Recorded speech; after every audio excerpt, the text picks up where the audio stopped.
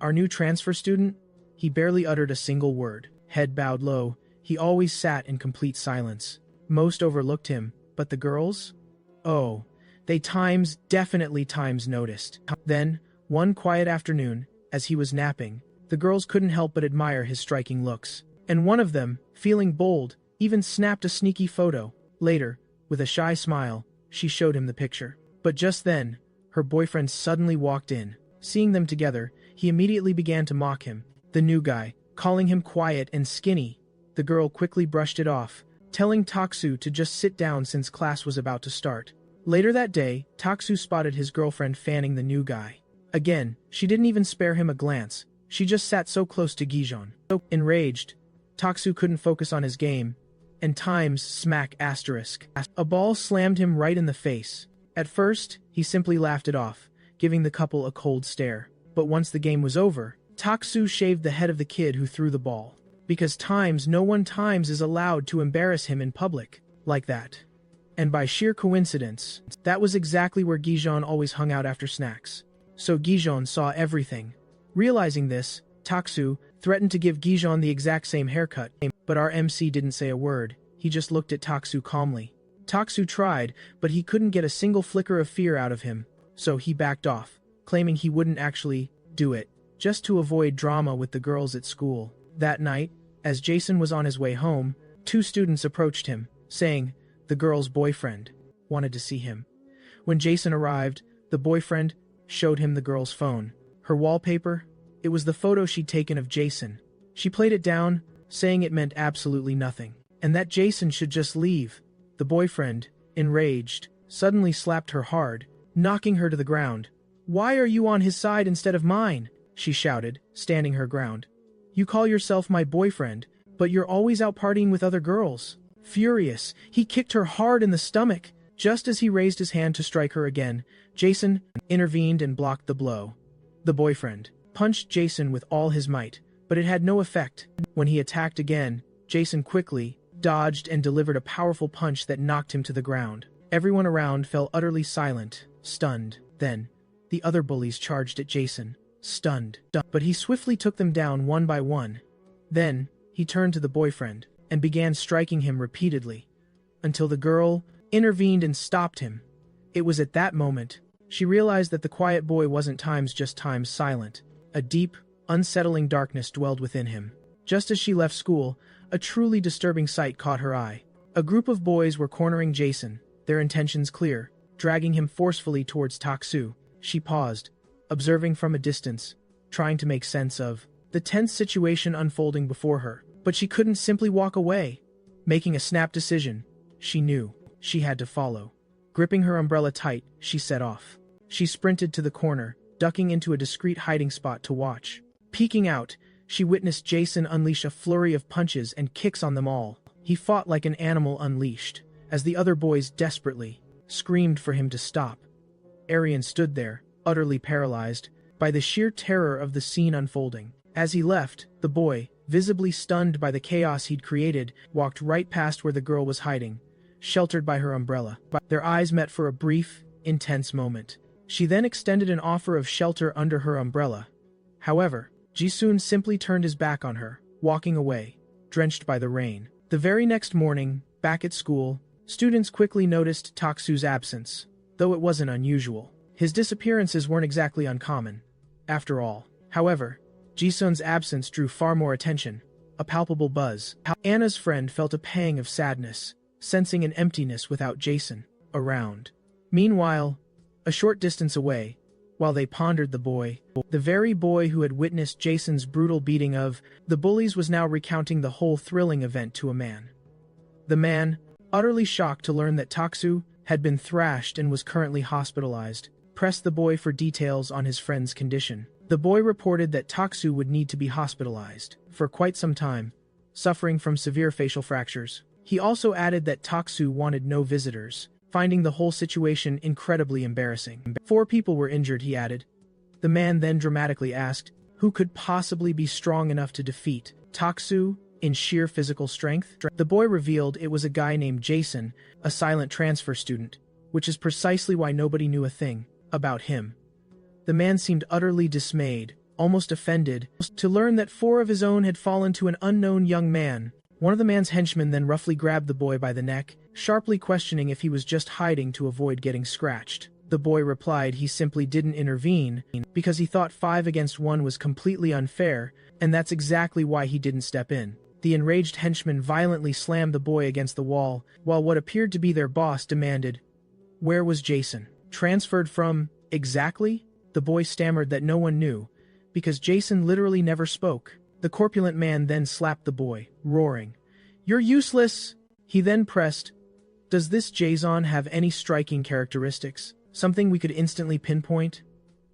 Somewhat embarrassed, he admitted Jason was so incredibly handsome he charmed all the girls, with a supermodel's style and a seemingly endless fortune. As he gushed about the young man's undeniable appeal, the corpulent man smacked him again, scoffing, "Are you in love with the kid?" Meanwhile, the boss was just trying to piece together the full story of that silent, enigmatic transfer student, Jason. A fighter with such a striking appearance? That was truly a rare commodity. The man became utterly absorbed, lost in thought about just how attractive Jason actually was. The next day, back at school and his normal routine, Jason made his way to the lockers to stash his things. But a boy was there, secretly spying on him. He had received strict orders to investigate what kind of person Jason truly was. Facing the boss's furious glare, he'd simply agreed he times should investigate the guy. However, now that it was time to fulfill the daunting task, he seriously regretted being in this predicament. Jason opened his locker, which was practically empty, save for a phone line inside that suddenly began to vibrate. Receiving messages, he picked up the phone to check the texts, which congratulated him and excitedly informed him that he had received that phone for free. It was an old model, but X-Talk worked, and the mysterious person on the other side would listen to any concerns Jason might have.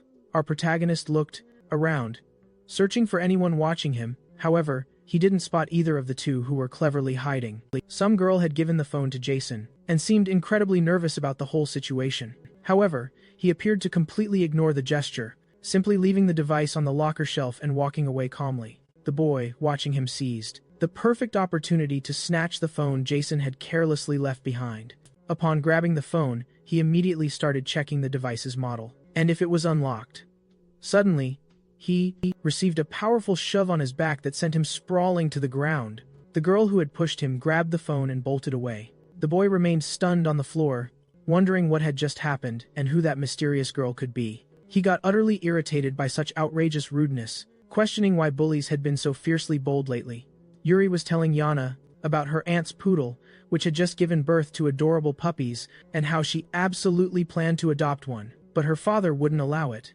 However, she noticed that Yana was not paying attention at all as she was completely absorbed in her own thoughts. Again, she questioned if Yana was worried about Gizan, as it was the second straight day he had missed class. Suddenly, her eyes locked onto Gizan. There he stood, impossibly composed, his expression as lifeless as ever.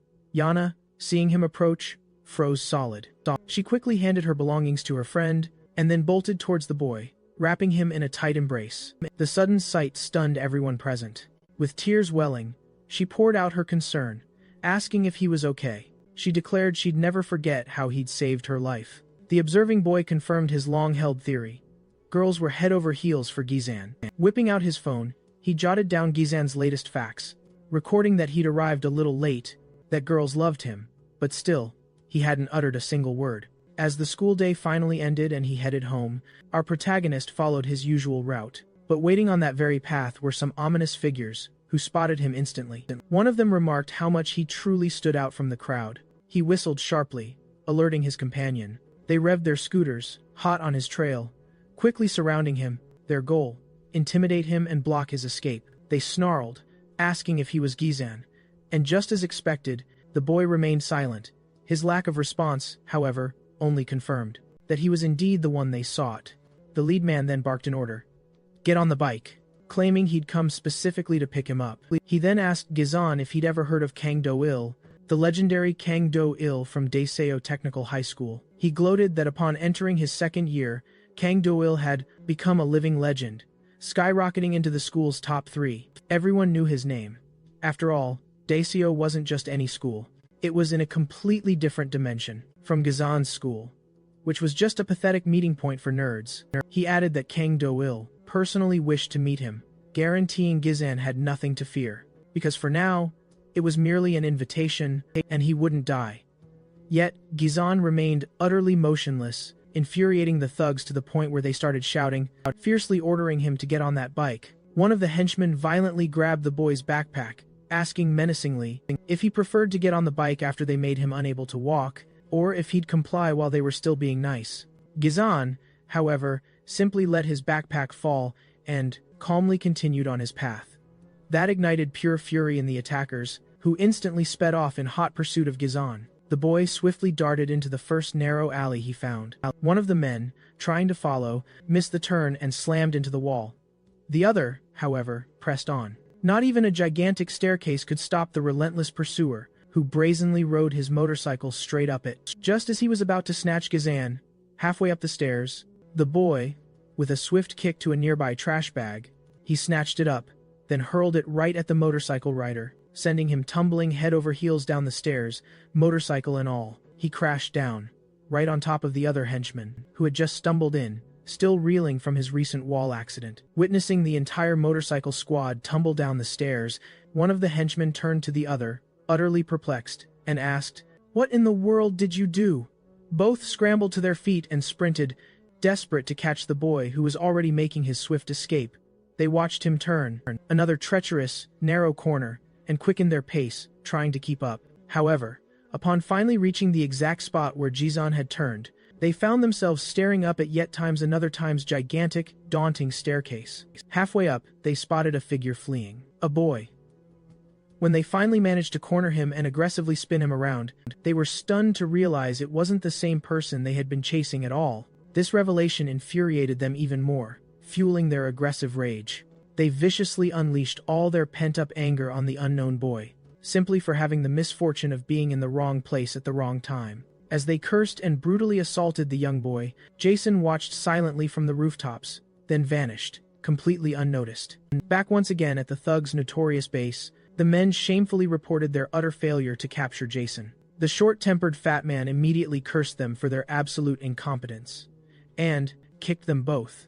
They claimed the boy had fled through an alley that twisted and turned like an impenetrable labyrinth, making his capture utterly impossible. Their boss, Kang Do-il, declared his anxiety was spiraling with each passing moment. He pressed Sungmin, asking if he had uncovered anything about Gizan. Sungmin, handing over his phone, reported he had investigated as thoroughly as he possibly could. Kang Do-il scanned the only 3 pieces of information Sungmin had bothered to jot down. He then exploded. "Is this what you call an investigation?" The fat man then brutally forced Sungmin to lie down with the other 3 defeated thugs. The boss ordered them to let Sungmin go, but insisted that the very next day, he must bring Jizung to the back gate right after school. He then asked Sungmin, "Can you complete this crucial task?" He then ordered Daeshik to take full responsibility for the boy's capture. He concluded, saying he absolutely needed to meet Jason. By the very next day, the fat man quickly complied with the orders, while Sungmin became increasingly shocked and distraught, realizing he was plummeting deeper and deeper into this perilous situation. The very next day, bright and early in the morning, Seungmin was buying 2 sodas when a friend casually approached, asking, "Is one of those for me?" Seungmin quickly denied it, saying, "No, there's absolutely no reason for that." His friend then pressed, "Who is the drink for then?" Suddenly, seeing Jisung pass by, Seungmin instantly understood this was his golden opportunity. He dashed after him, approaching from behind to casually greet him.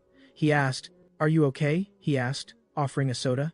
"I want to clarify things," Seungmin began, "because it might have seemed like I was part of Taksu's gang, but I only tagged along a couple of times," he pressed on, explaining, "and on the day of that fight, honestly, I felt so invigorated, watching Taksu get absolutely pummeled, powerless to react. It was like a colossal weight lifted right off my shoulders. And that's why I'm here, Jason, to thank you." Jason, however, didn't spare him a single glance, and simply strode away. This was, of course, entirely expected from someone like Jason. Now, Seungmin was left pondering how he'd ever managed to lead him to the back gate. Yet, his sheer terror of the big man fueled his resolve. The day slowly rolled on, and soon enough, lunchtime arrived. Everyone cleared out, but Jason stayed sound asleep in the classroom.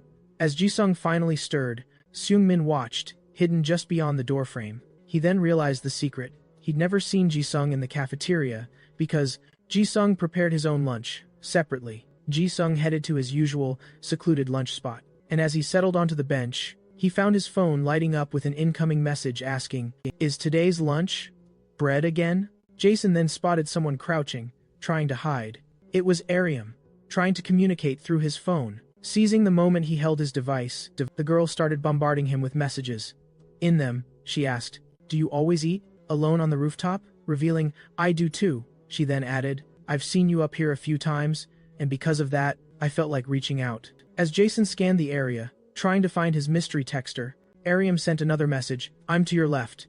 And sure enough, upon looking, he saw her timidly raise a hand in a wave, then quickly lower it. Through another message, she confessed, "It's still really hard for me to face people directly. I heard you don't talk," she noted. "And I share that trait."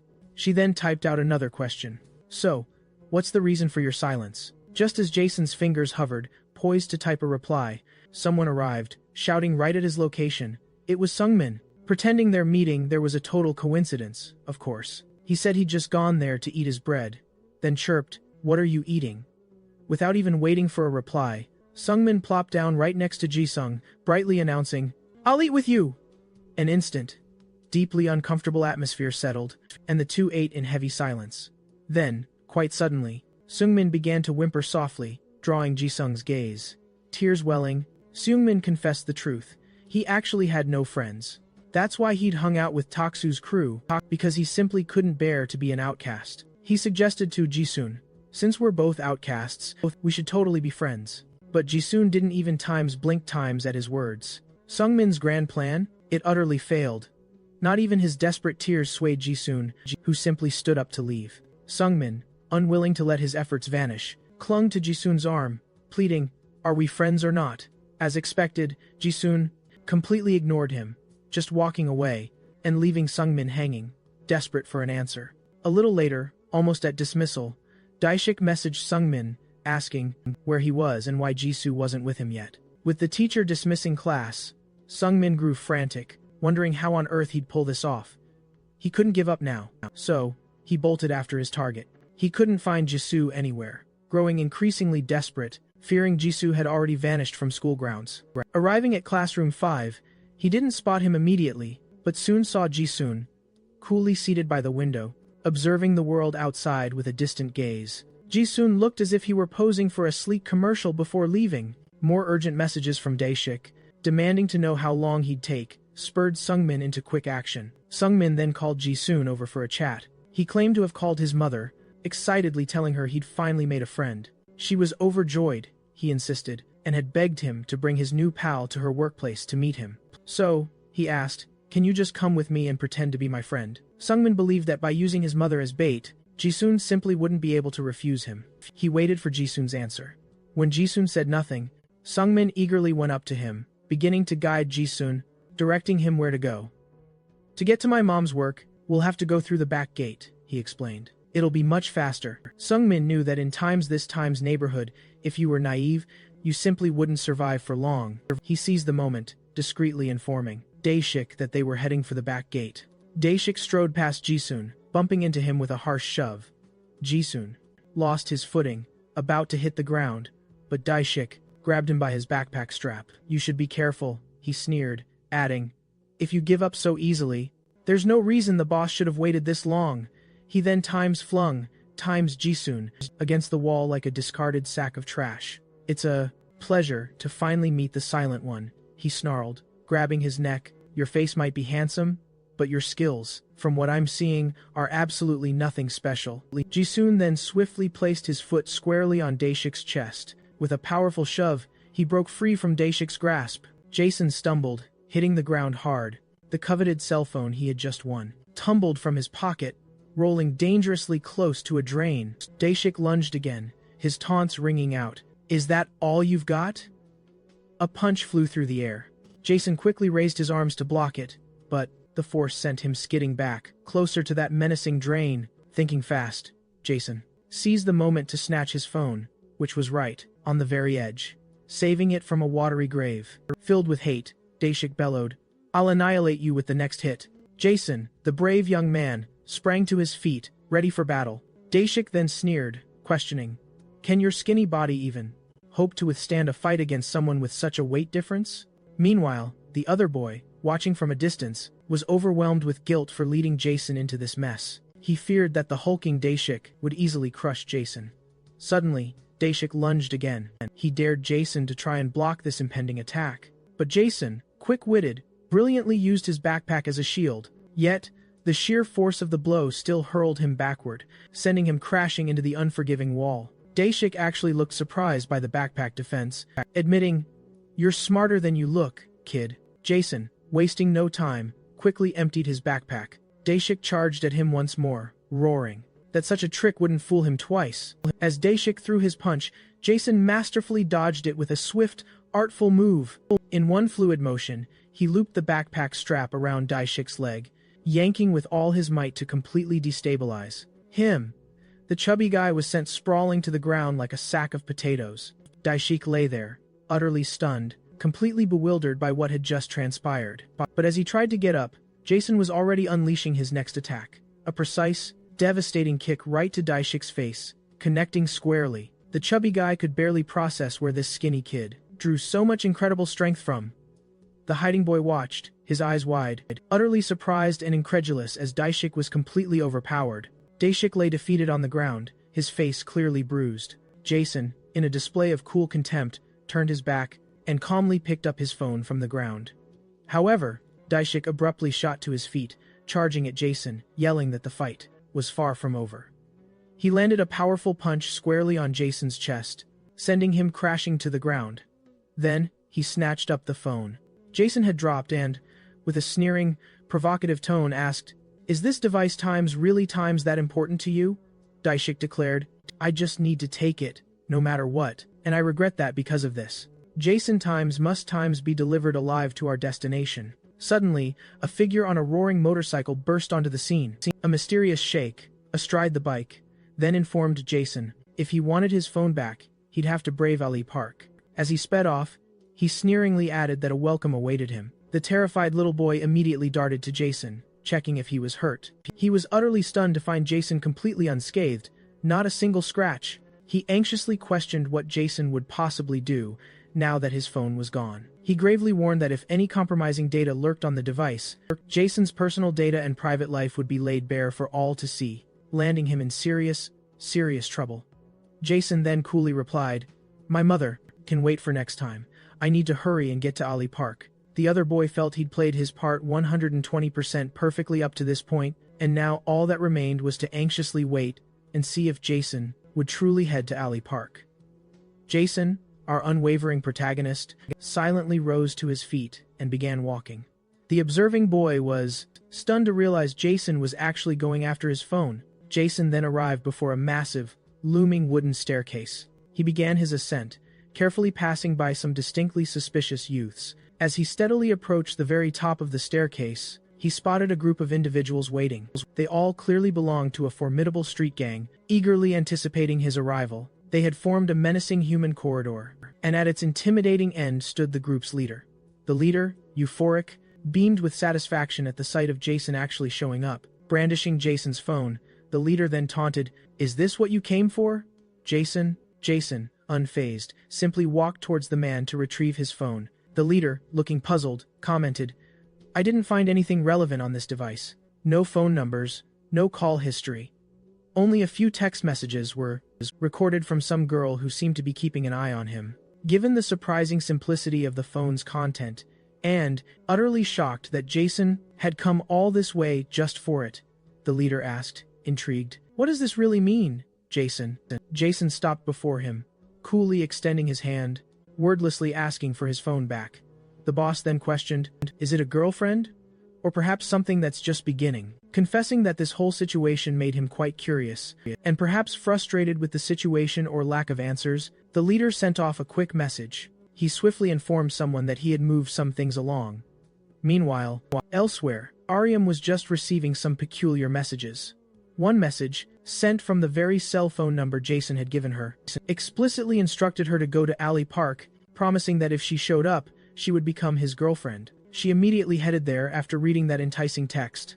It would be a clear, undeniable sign of her immense affection for Jason. The boss then declared, "If Jason and the girl become a couple, you'd better present me with a sweet treat later." Jason held his ground, his hand outstretched, utterly silent. He waited for his phone's return as the assailant questioned, "Do you really want this?" Adding that his henchman had quite the struggle just to get him here.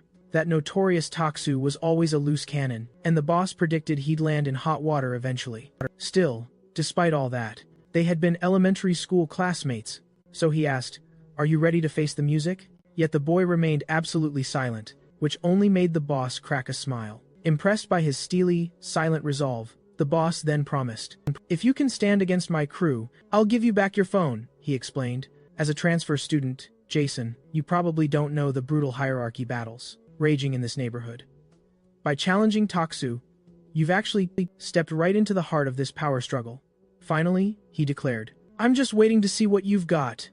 Immediately, the burliest guy lunged forward, fueled by a burning thirst for vengeance. He threw a punch, but the boy dodged it with astonishing ease. This only infuriated the hefty assailant even more, and he bellowed at the other henchman, "Hit him with everything you've got." Subsequently, all the assailants charged at the boy, who despite his incredible dodging skills, refused to strike back. He merely intercepted their hands mid-swing.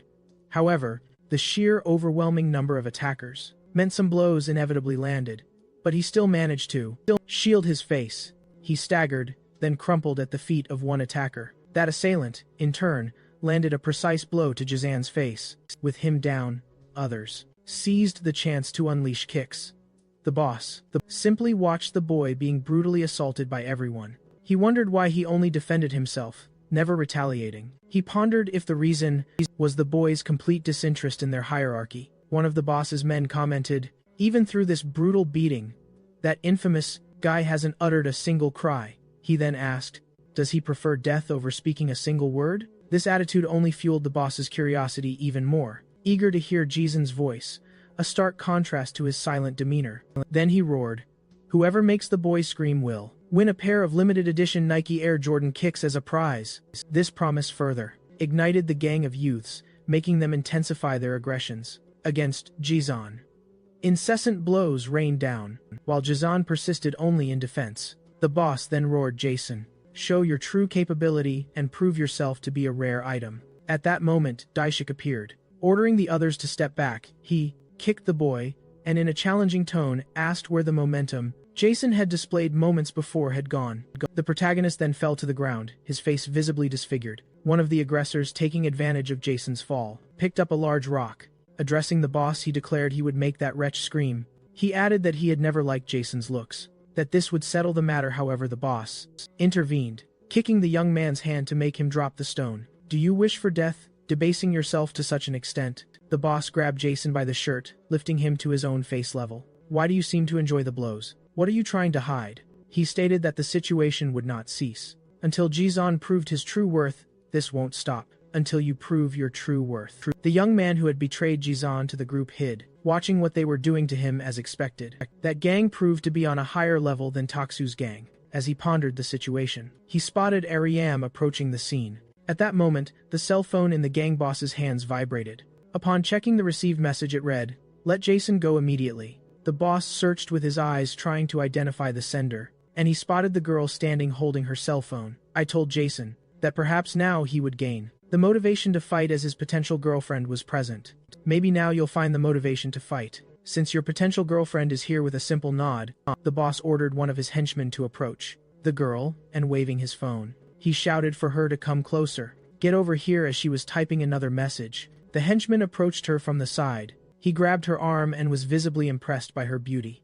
She tried to escape, but he restrained her more forcefully, asking where she thought she was going. "Where do you think you're going?" The young man, observing them cowardly hidden behind a tree, was terrified to see his crush in that situation, but remained inert. The henchman dragged the girl closer to the group, stating that she needed to see the condition of her little boyfriend's face. Then he handed her over to the gang boss.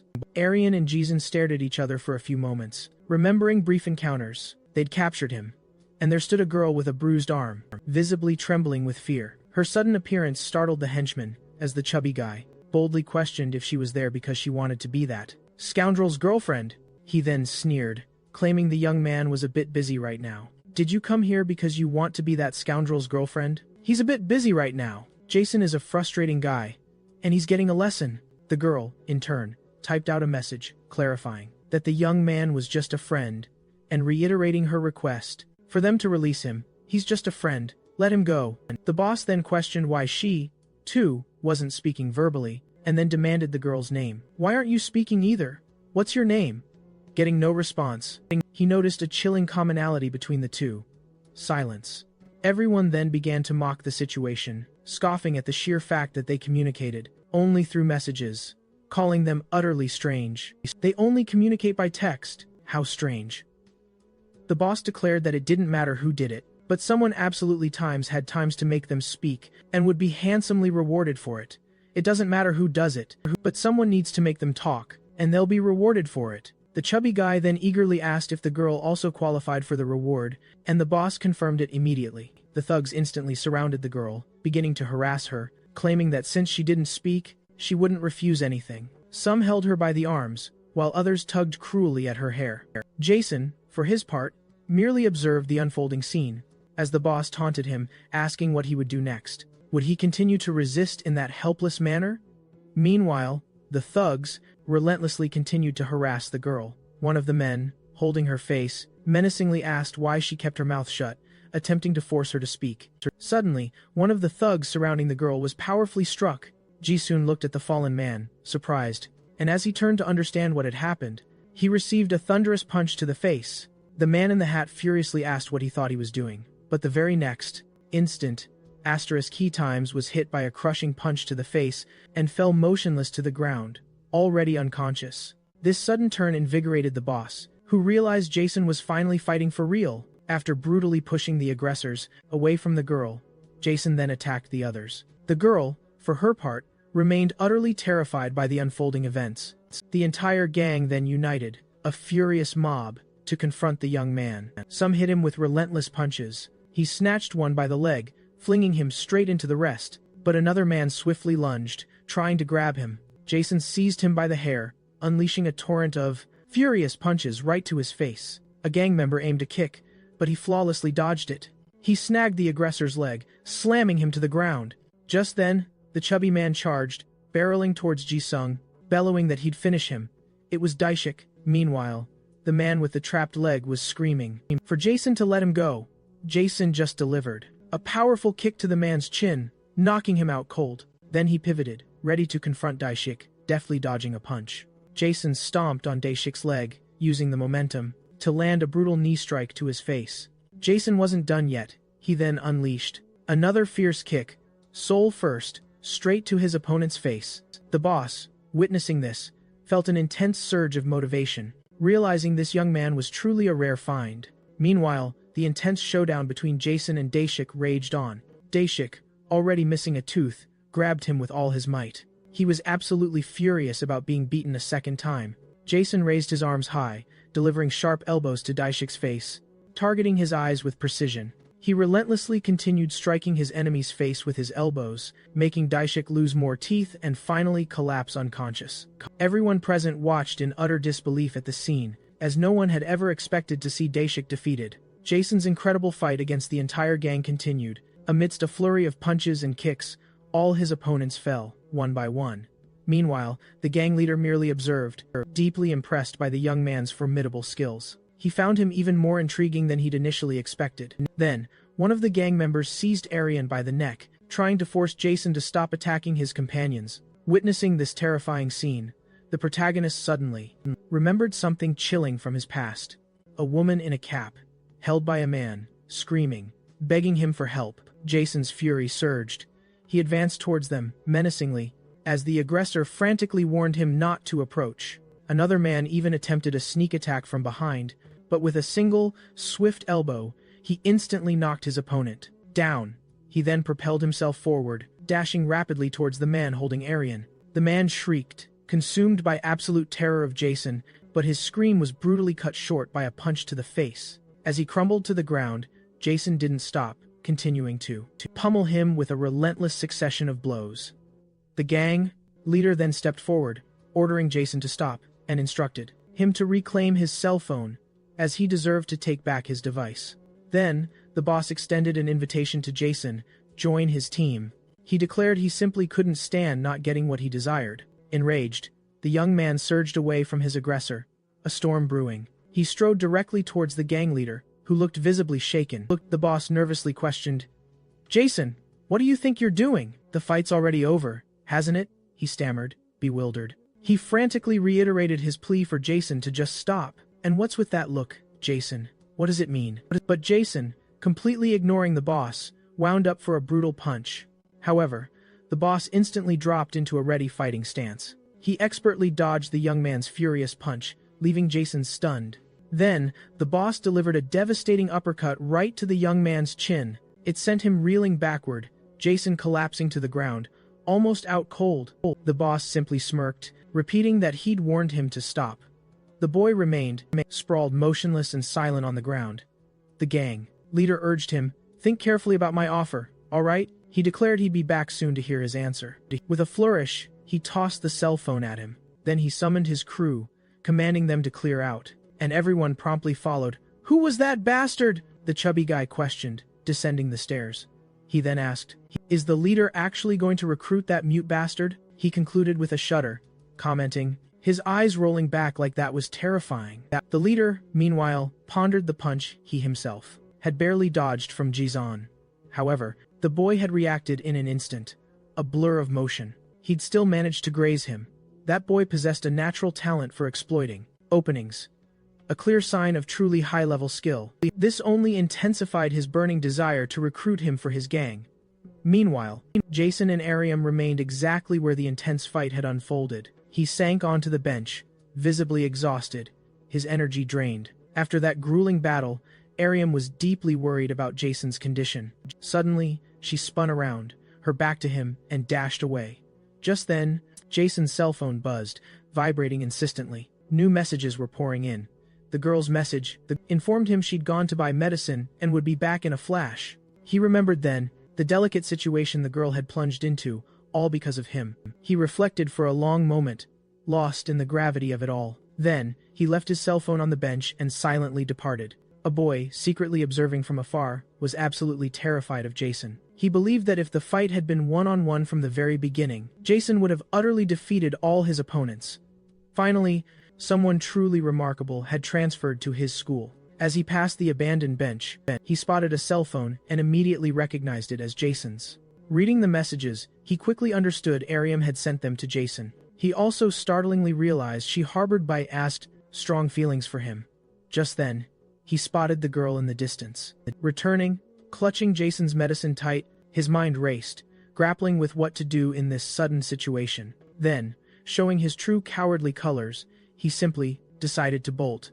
When the girl finally arrived at the bench, she found no Jason, not even a trace. The boy kept running until he was a considerable distance away. As he sprinted, the cell phone he'd grabbed suddenly buzzed with incoming messages. And surprise, they were messages from Ariam, saying she had already bought the medicine, but that he had left before she could even return, and worriedly asking if his injuries were okay. Sungmin was surprised by Jisun's apparent coldness. As the girl was so worried, and Jisun hadn't even taken the phone, Sungmin remained paralyzed by indecision about what he should do. The girl kept sending him more messages, stating her name and the class she was in. She thanked him for helping her, and asked if they could talk gradually from then on. Sungmin was utterly tormented by his indecision. Should he reply to her, or just ignore the messages? He pondered whether he should pretend to be Jason, even if only for a fleeting moment. Suddenly, a message arrived on the girl's cell phone. She was astonished to have received a reply. It was a simple, short yes to her question. The next day, Sungmin was showing the intense footage to his friend. The images showed Jason fighting the entire gang, all by himself. His friend asked, "Was that the guy you called unlucky?" Jong Min confirmed, expressing his utter surprise at having witnessed the scene live. The friend commented, "After that, Jisung will gain great popularity." Sungmin was irritated because his crush, Ariam, seemed to like that bastard, and on top of that, Jisun was rejecting the girl, which left Sungmin clueless. about what to do. As Sungmin was lost in thought, his friend said, "If we post that on YouTube, the video will get millions of views, so I'm taking the video." The friend ran off, and Sungmin followed, asking, "Give me back the phone." As he ran, he bumped into a guy, knocking off the guy's tie clip, and quickly apologized. He had bumped into Kim Jin-woo, a second-year student, and the second most prominent person at Bakdang High. Recognizing the guy, Sungmin quickly bent down to pick up the fallen clip and said, "I'll fix it again." Trembling, he put it back in its place. The guy slapped Sungmin's face, then turned his back and left. The burly guy accompanying Kim Jin-woo told Sungmin, "Behave yourself." Sungmin's friend asked if he was okay, and Sungmin, annoyed, he revealed he'd been roughed up, all thanks to him. His friend chimed in, saying that only getting away with a single slap was absolutely mind-blowing, since that punk was notorious for his wild aggression. "They're all just absolute maniacs," he concluded, shaking his head. His friend then quickly redirected his attention to something far more critical. Yena approached Jisun, her eyes wide with concern, asking what exactly had happened, given the sheer number of bandages plastered across his face.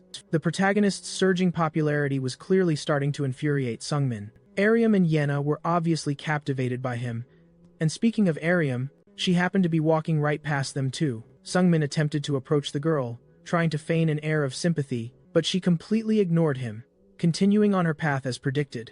To even get a chance with her, he realized he'd have to get close to Jason first. While Sungmin was deep in thought, plotting how to get closer to the girl, his friend was secretly hiding nearby, phone in hand, eagerly uploading the full video of Jason's epic fight against the gang to YouTube. The boys were relentlessly teasing the poor kid whose hair had been mercilessly shaved by Taksu. They even drew a ridiculous face on the back of his head, proclaiming he looked way more handsome now. Gogumon was utterly crestfallen by all the cruel mockery. But the teasing wasn't close to being over yet.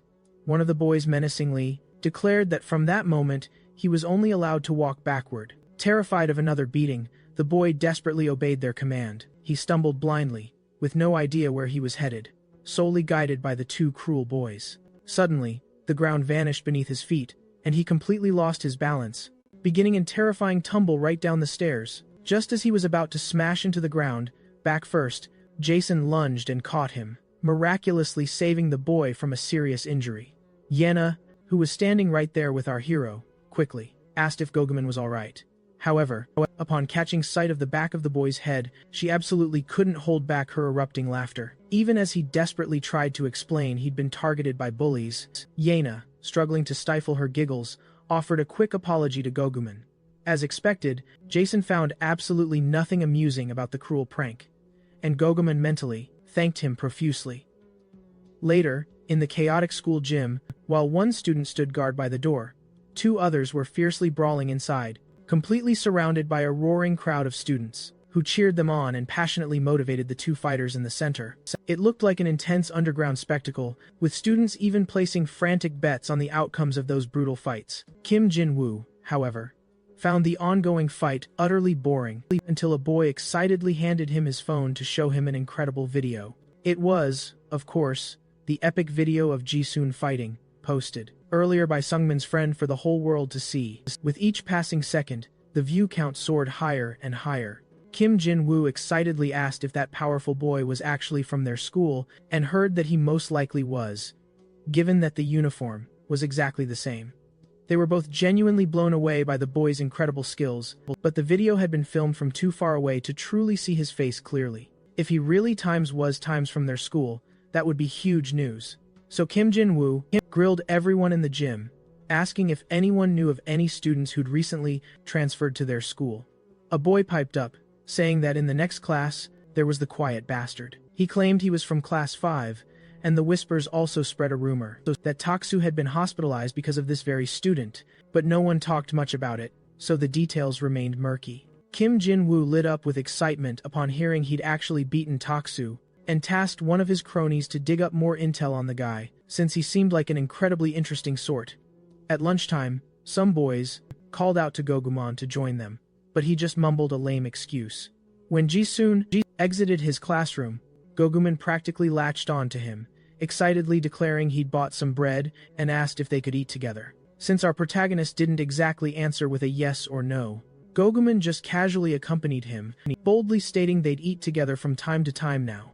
When they finally arrived on the rooftop, Seungmin was already waiting there. However, Gogumin's sudden presence, next to Jisun, left him utterly bewildered about what was going on. While one declared he was just waiting to eat with Jisun, the other cheerfully explained he'd tagged along for the exact same purpose. When Seungmin turned to chat with our protagonist, his eyes immediately caught the drawings on the back of Gogumin's head, and he burst out laughing, teasing that Gogumin would always be the funny type. But Gogumin shot back that he wasn't trying to be funny. He explained that his very body was marked by the harsh reality of school violence, something that couldn't simply be resolved by simply hiding it away. "You can't just avoid the truth," the boy declared, then urgently asked Seungmin to snap a photo for him. Not quite understanding the photo's purpose, Seungmin took it anyway. While he was busy taking the photo, Jisun's phone, tucked away in Seungmin's pocket, suddenly vibrated. Moving discreetly away from the boys, he quickly told them to start eating, promising he'd be right back. He pulled the phone from his pocket and read Ariam's message, which wished Jisun a good lunch. However, he, quite naively, misinterpreted the message as being meant for Times himself, and quickly replied to the girl, wishing her a fantastic lunch as well. This single message completely delighted the girl. Suddenly, Jaemin burst through the door, and a startled Seungmin demanded what he was doing there. Jaemin went straight to where Ji-sun was sitting. He declared he'd been told that the quiet boy usually stayed on the rooftop during lunchtime, and he'd confirmed that it was true. Moving even closer to the boy, he extended his phone, dramatically displaying the fight video, and flat out asked, "Was that times you asterisk?" Seungmin utterly despaired when he learned his friend had actually posted a YouTube video. Sparked a buzz as Gogumin wondered aloud what was unfolding. Jaemin chimed in, saying countless rumors were swirling around this very topic. He declared his burning desire to witness the boy's legendary skills firsthand. Yet Ji-sung remained utterly unfazed, a snub that instantly enraged Jaemin, his fist already tightening, poised to deliver a devastating blow. "Are you even listening to me?" Jaemin snarled, incredulous. As he lunged with a furious punch, Ji-sung coolly, effortlessly sidestepped. Jaemin unleashed a relentless barrage of punches, one after another, but not a single blow connected, fueling his fury to a boiling point. "Fine then," he sneered, proclaiming that, since the boy refused to fight standing, he'd be beaten right there. He lunged for another strike. Another punch flew, but the boy dodged again, swiftly countering. Ji-sung, in a flash, delivered a precise, jarring kick right to his shin. The sudden impact completely knocked Jaemin off balance. He stumbled wildly for a moment, then plummeted headfirst. Smack! Jaemin's face collided violently with the unforgiving bench. The bully shrieked in agony, a guttural roar erupting from Jaemin. Ji-sung simply gazed down, his eyes filled with nothing but icy contempt. Jaemin's face was a horrifying mask, completely drenched in blood. The brutal impact against the bench had completely fractured his nose. As Jaemin stared back at Ji-sung, a chilling realization dawned. An overwhelming, terrifying aura pulsed from the boy, engulfing him in pure dread. Overcome with terror, he bolted instantly, leaving the other two witnesses stunned. They were absolutely flabbergasted by the sheer speed of his panicked escape. Perplexed, Gogumin turned to Ji-sung, asking what exactly he was, his nature so unusual. Seungmin then dropped a bombshell. It was Ji-sung who had sent Taksu to the hospital. This shocking revelation only skyrocketed Gogumin's admiration for Ji-sung even further. However, Seungmin grimly warned that Jaemin seeking him out was incredibly dangerous. He explained that Jaemin was part of Kim Jin-woo's notorious gang. Kim Jin-woo, upon discovering any formidable skills in someone, would ruthlessly drag them into brutal, forced confrontations. And now, it appeared Ji-sung had become his next prime target. The young men also recalled whispers of some individuals who willingly volunteered to fight simply for cold, hard cash. Someone like Ji-sung could effortlessly rake in an absolute fortune. Gogumin, utterly indignant, demanded to know what kind of outrageous nonsense that was. And since Ji-sung rarely communicated verbally, he declared he would flat-out refuse the offer on Ji-sung's behalf. He inferred that Ji-sung clearly had no taste for brawls, or for flaunting his immense strength. Gogumin then boldly self-proclaimed himself Ji-sung's official voice. He insisted that as friends now, he had every right to act in his place. Seungmin, however, raised a skeptical eyebrow, questioning the true nature of their friendship. While Gogumin vehemently insisted on its absolute veracity, Back in the bustling classroom for the second half of the day, Ji-sung's arrival instantly sent ripples through the room. Classmates, phones in hand, displayed a video, asking if it was truly him on screen. They implored him that if it was, to at least confirm, with a simple nod. Gogumin quickly intervened, sternly telling them not to bother Ji-sung, and if they had anything to say, they should address him, Gogumin, first. The sudden intervention ticked everyone off, causing them to swarm Ji-sun. Just then, the classroom door burst open, and in walked Kim Jin-woo. He strode to the front of the room, bringing everything to a halt, and demanded to know which one of them was the transfer student. Everyone froze, unwilling to rat out Ji-sun, but Gogumin, standing right next to him, instantly caught Kim Jin-woo's eye. Kim Jin-woo then turned his attention to both, but Gogumin immediately stepped, directly in front of Ji-sun. As Kim Jin-woo advanced, his gaze sharpened, and he asked Gogumin, with a hint of menace, just what he thought he was doing. Gogumin, undeterred, declared himself Ji-sun's friend and official representative, insisting that Kim Jin-woo had to address him first. Kim Jin-woo's burly henchman stepped forward, glaring down at Gogumin, and snarled, "Who the heck do you think you are?" But Gogumin stood his ground, firmly stating that all communication must go through him. Asterisk smack. Asterisk. The henchman landed a brutal slap across Gogumin's face, demanding, "Are you an idiot?" As Gogumin tumbled, he somehow twisted onto his back, dramatically revealing a face drawn on the back of his neck to the stunned henchman. The henchman, clearly amused despite himself, grabbed Gogumin by the collar, hoisting him up effortlessly, and declared, "This punk is seriously hilarious." Suddenly, Ji-sun rose to his feet, as if propelled by an unseen force. Kim Jin-woo's eyes narrowed. "So, you're the punk who broke Jaemin's nose?" When Ji-sun offered no reply, Kim Jin-woo smoothly pulled out a business card, asking if Ji-sun had ever heard of his academy. He casually mentioned sending Jaemin to invite him, but since that failed, he decided to come himself. Noticing the boy's complete lack of enthusiasm, Kim Jin-woo switched tactics, leaning in and asking, "How about making some real money?" Just then, Gogumin staggered back up, determined to interrupt their conversation once more. He loudly declared that Ji-sun had absolutely no interest in fighting, and wouldn't be going to any arena. Kim Jin-woo, utterly fed up with this persistent nuisance, delivered a vicious kick directly to Gogumin's chest, sending him hurtling backward. Gogumin landed awkwardly, crashing through several chairs, leaving a trail of destruction. Kim Jin-woo stalked towards him, demanding, "Don't you know when to keep your nose out of other people's business?" he snarled. "Why are you making such a fool of yourself by getting between us?" He bellowed at Gogumin to stay put and shut his mouth, then began to relentlessly stomp on Gogumin, who lay helpless on the ground. As Kim Jin-woo continued his assault, Ji-sun gently touched his shoulder, making him slowly turn around. The two locked eyes, a tense silence stretching between them. Kim Jin-woo, his voice dangerously low, commanded, "Get your hand off my shoulder, because I absolutely despise anything or anyone touching my body." Instead, Ji-sun tightened his grip on Kim Jin-woo's shirt, visibly shocking him. The burly henchman immediately lunged towards Ji-sun, barking, "Get your filthy hands off Kim Jin-woo, now." But Ji-sun, with uncanny ease, simply dodged the henchman's incoming punch. He retaliated instantly with a precise, powerful knee straight to his opponent's face. The foe choked, spitting blood and screaming out in agony. Immediately, the young man crashed, tumbling over tables and chairs. But he refused to accept defeat so easily, snatching up a chair, preparing to hurl it, and declared, "Jason, you are absolutely finished." With extreme ease, Jason leaped, deftly dodging the object, then landed smoothly on top of one of the tables. He immediately went on the counterattack, sprinting closer, and delivered a devastating kick right to his opponent's face, knocking him to the ground as if he were utterly nothing. The boy remained poised on the table, emanating an intense, overwhelming aura, which made all his awestruck classmates finally confirm that the previous video was absolutely real. Furious, the bulky student roared, lifting a table and howling with unbridled rage, vowing to kill Jason. At that exact moment, the teacher burst into the room and, upon seeing the chaotic scene, immediately demanded explanations, reprimanding them fiercely for the fight, and questioning why Ji-sun was perched on top of the desk. Kim Jin-woo intervened, quickly claiming it was just a prank to cover up the entire situation. He turned to Gogumin, playfully calling him agent, and warned that he would contact him to speak with Ji-sun later. He then casually walked towards the exit, touching the teacher's shoulder as he passed and coolly telling him to start the class.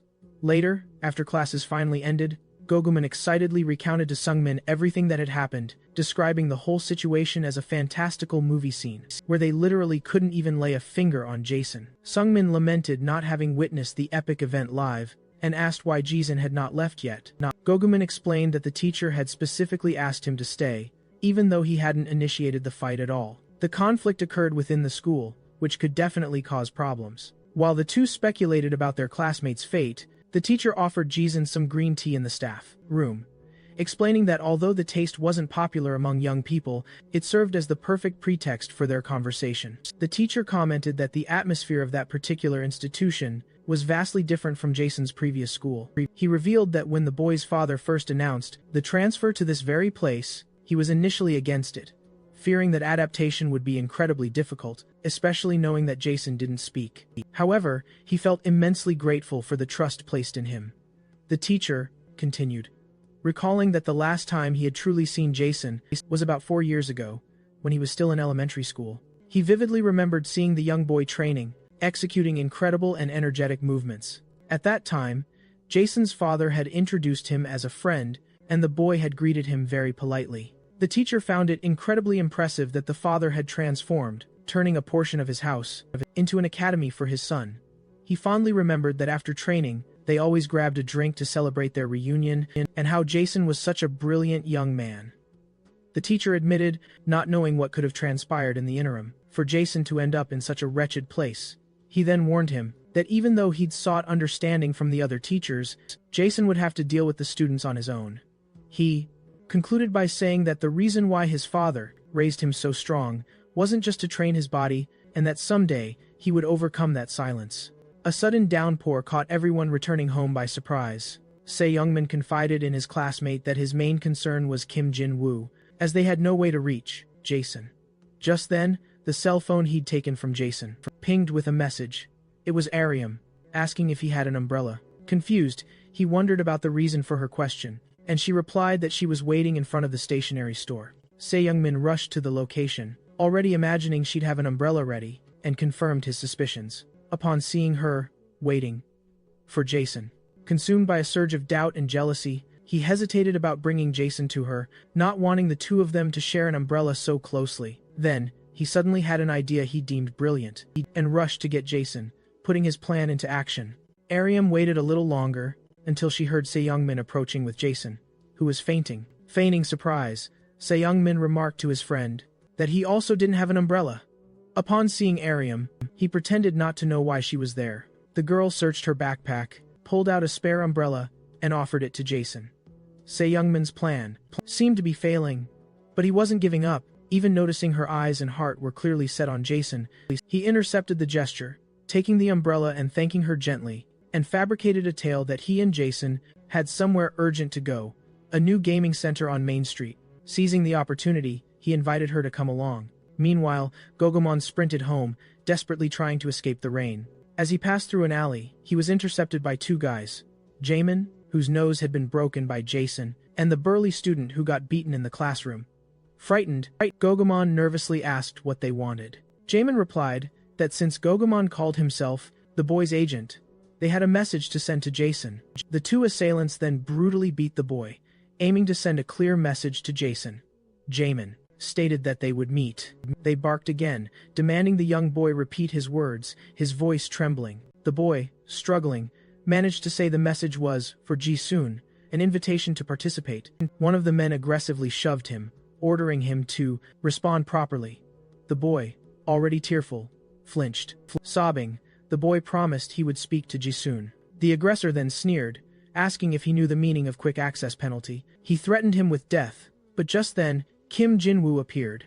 Stepping in for the boy, he urged the aggressor to show some restraint. Jin-woo calmly took a business card and pressed it into the boy's hand. He then told the young boy to deliver a message to Ji-soon. He would be very times welcome to enter the combat kennel. With that, the three men departed, leaving the boy injured and alone. Meanwhile, Seungmin had arrived at the brand new gaming club. There, he was playing a game with our protagonist. While Seungmin played with unbridled enthusiasm, our protagonist, confident in his unparalleled skills, seemed utterly indifferent. Seungmin, despite his best efforts, was trying to impress him. Sungmin, however, despite considering himself the ultimate player, Jisun effortlessly scored a point against him. Sungmin tried to mask his surprise, feigning complete control and composure. He returned to the game, fueled by a renewed thirst for victory. Our protagonist, in turn, played with breathtaking ease, effortlessly scoring yet another point. Surprised by his friend's prowess, Sungmin, brimming with renewed confidence, dramatically declared he wouldn't go easy from now on. Nevertheless, the match concluded with an utterly overwhelming score of 13-0. Jisun hadn't allowed his opponent to score even a single point. Next, Sungmin invited Aryam to play a match, hoping she'd witness Jisun's cold indifference and, consequently, become utterly disgusted with him. The two then began their match, characterized by delicate touches and a surprisingly calm pace, until Aryam scored her very first point, which absolutely infuriated Sungmin, sending him into a rage against his friend. "Where did that skillful player from before go?" he fumed. The girl, visibly focused and committed, then scored yet another point.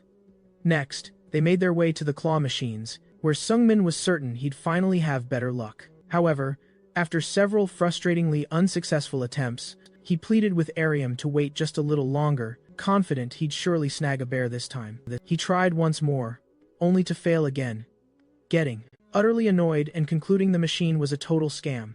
Beside him, Jisun, with effortless calm, snagged times and other times bear. Now clutching two identical bears, though of distinct colors, in his arms, Jisun handed one to each of his friends.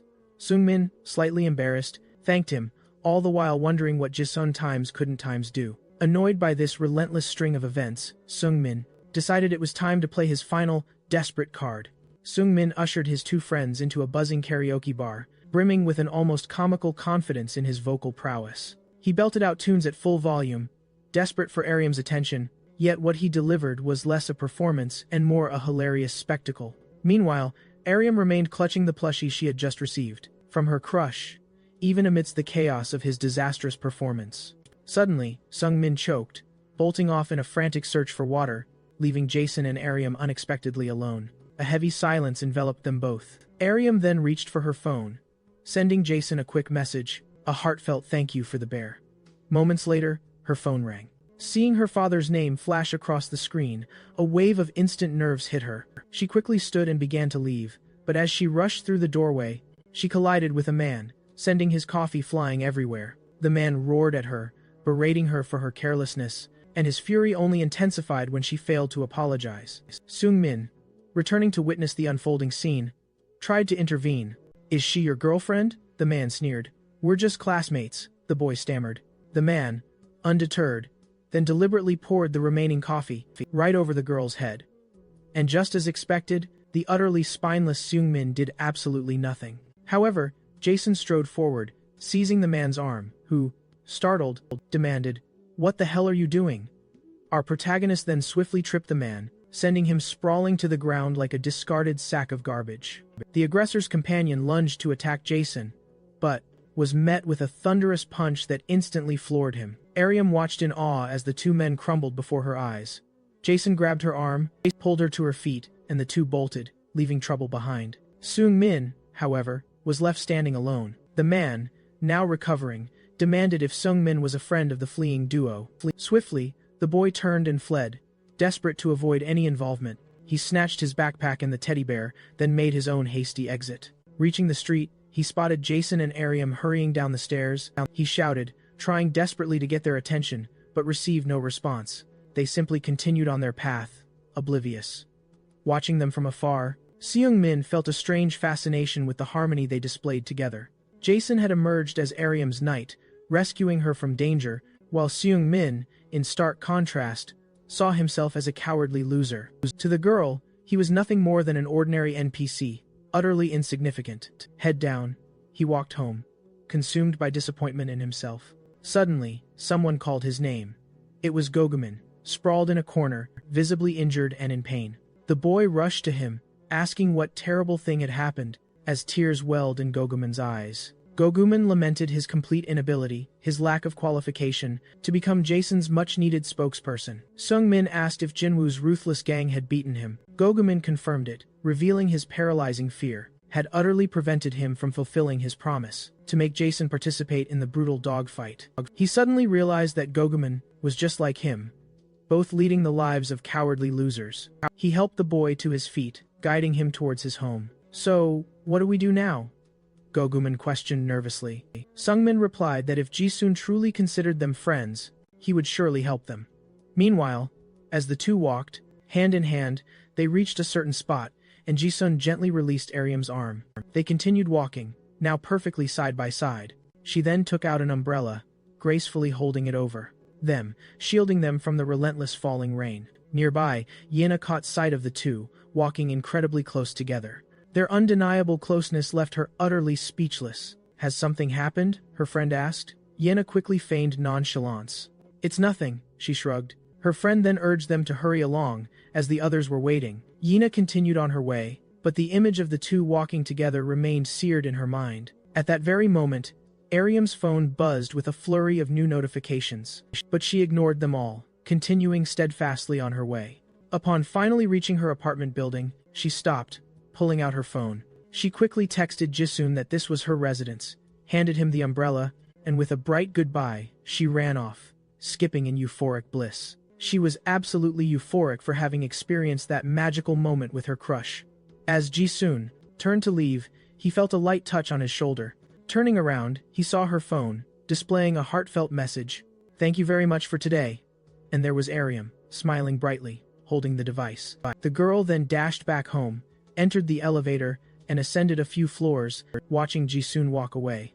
However, the sudden sound of a lighter flicking open startled her. She quickly looked to the side, and saw a man smoking a cigarette, staring intently at her. "What kind of nonsense is that?" he sneered. Ariam remained utterly silent, her head bowed low. The very next day, back at high school, Sungmin fiercely reprimanded Goguman for his betrayal of Jisun. The boy deeply regretted what had happened, proclaiming, "I deserve death." Sungmin continued to verbally assault and humiliate him relentlessly, uttering words specifically meant to sway Jisun. "When is Jisun supposed to participate in this fight?" he demanded of the supposed spokesperson. Goguman informed him it would be on Saturday night, precisely at 9 p.m., at the gym. He added that if Jisun didn't show up, he would be mercilessly killed by the gang.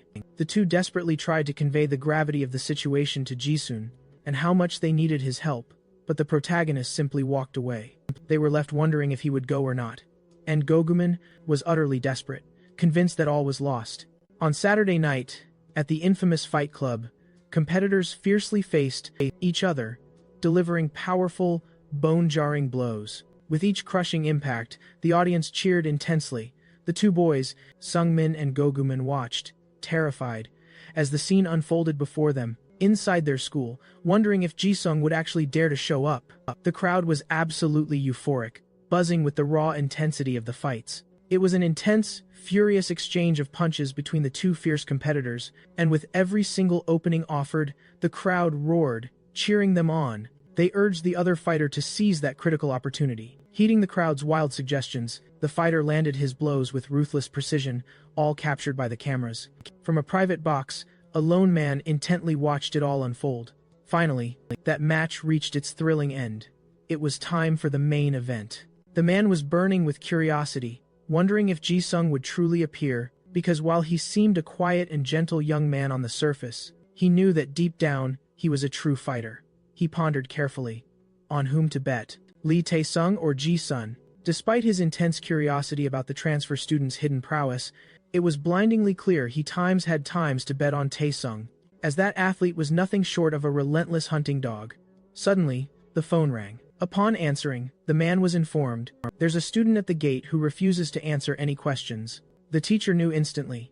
It had to be Ji-sun, and so, he simply instructed them to lead him in. Peering through the window, spotting the young man as he arrived, he was convinced. His courage was utterly commendable. The courage of a sacrificial lamb. The ongoing fight finally ended, with Min Chol declared the clear winner. Kim Jin-woo desperately wanted to know where Jisun was, with the main fight fast approaching. His henchmen intimidated other young people, trying to find out if Jisun would actually dare to attend, warning that in his absence, the two of them would have to fight Taesung themselves. At that precise moment, the gym door slowly creaked open. All eyes snapped to it, curious to see who had arrived. And there he was, Jisun, the notorious transfer student. Everyone was utterly incredulous at his presence, and even his two friends were utterly astonished by his shocking arrival. They quickly approached to greet the young man for coming to save them. Kim Jin-woo remarked that Jisun had arrived right on time, like a phantom, and that he had been waiting for him for a very long time indeed. He declared that if Jisun managed to win, those who bet on him would hit the ultimate jackpot. However, only a mere 10% of people had dared to bet on his name. He added that he himself had also placed a significant bet on Jisun. In his eyes, Jisun was a truly hunt-hungry bastard. He challenged the young man to unleash his full potential that very day. The two main fighters stood face to face, locked in an intense stare-down, trying to decipher something in one another.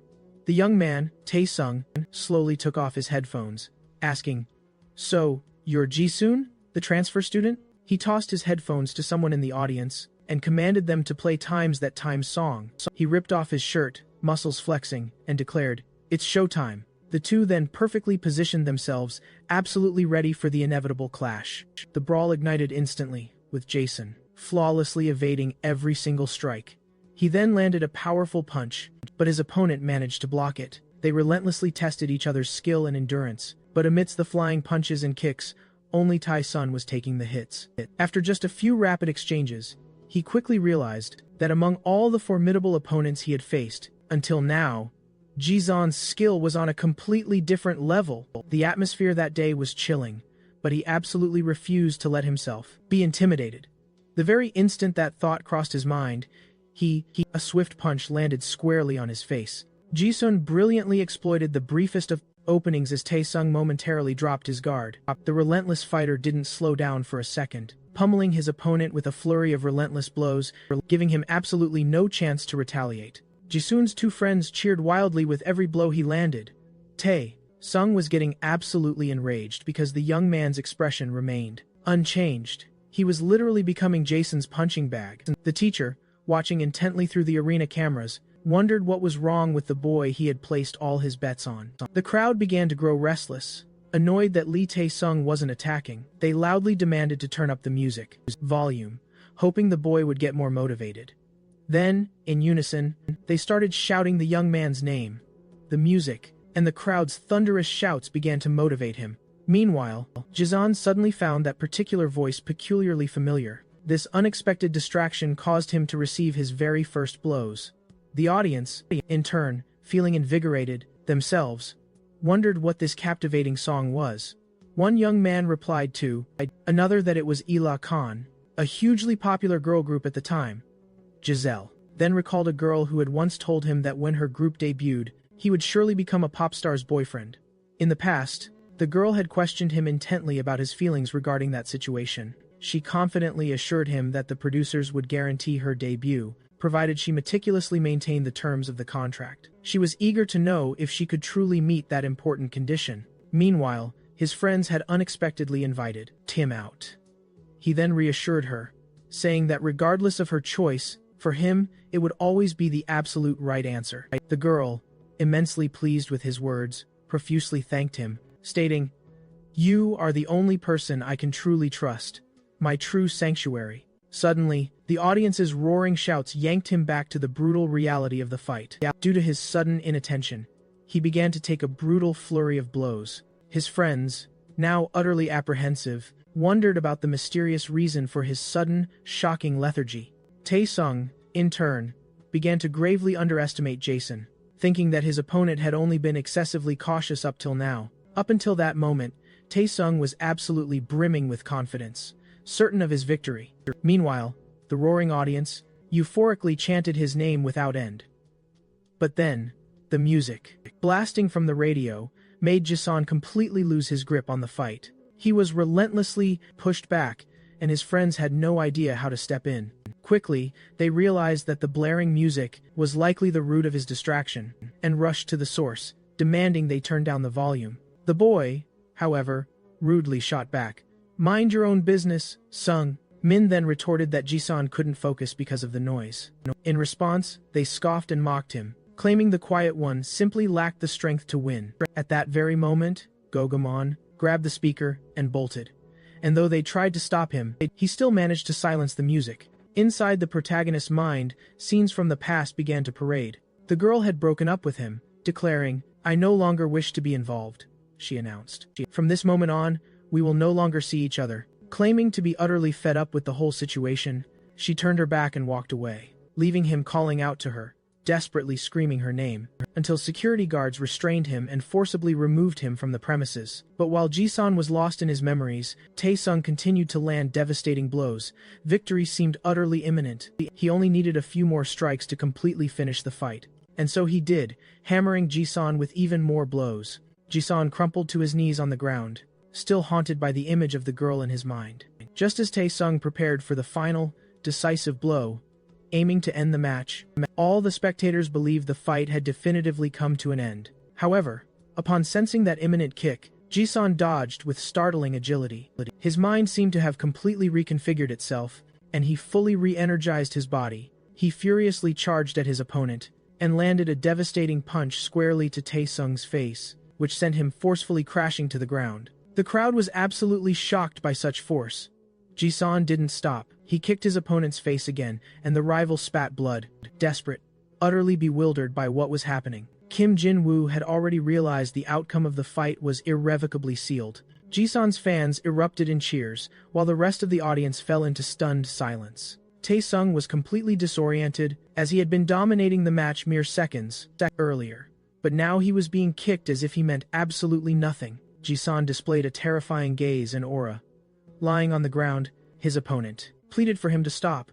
However, the protagonist utterly ignored his pleas, and unleashed another brutal kick to his opponent's face. He continued, relentlessly, with a barrage of powerful kicks. The crowd then erupted in questions, wondering just what he was doing. They feared he might genuinely kill his opponent if he continued down that terrifying path. Jason, however, seemed utterly consumed by a blind, furious rage.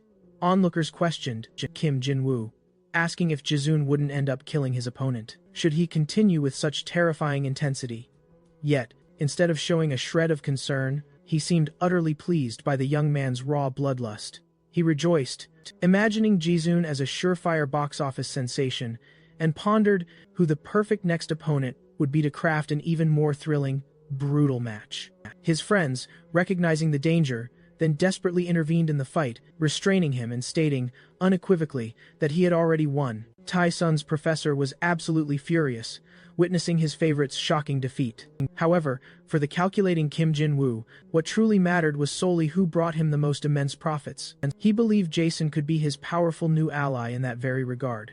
Kim Jin-woo just needed to expertly mold him into his own loyal, fierce hound. He would be the only one granted the privilege of training the young man. Suddenly, Jason snapped back to his senses, but his opponent lay nearly unconscious, utterly defeated on the ground.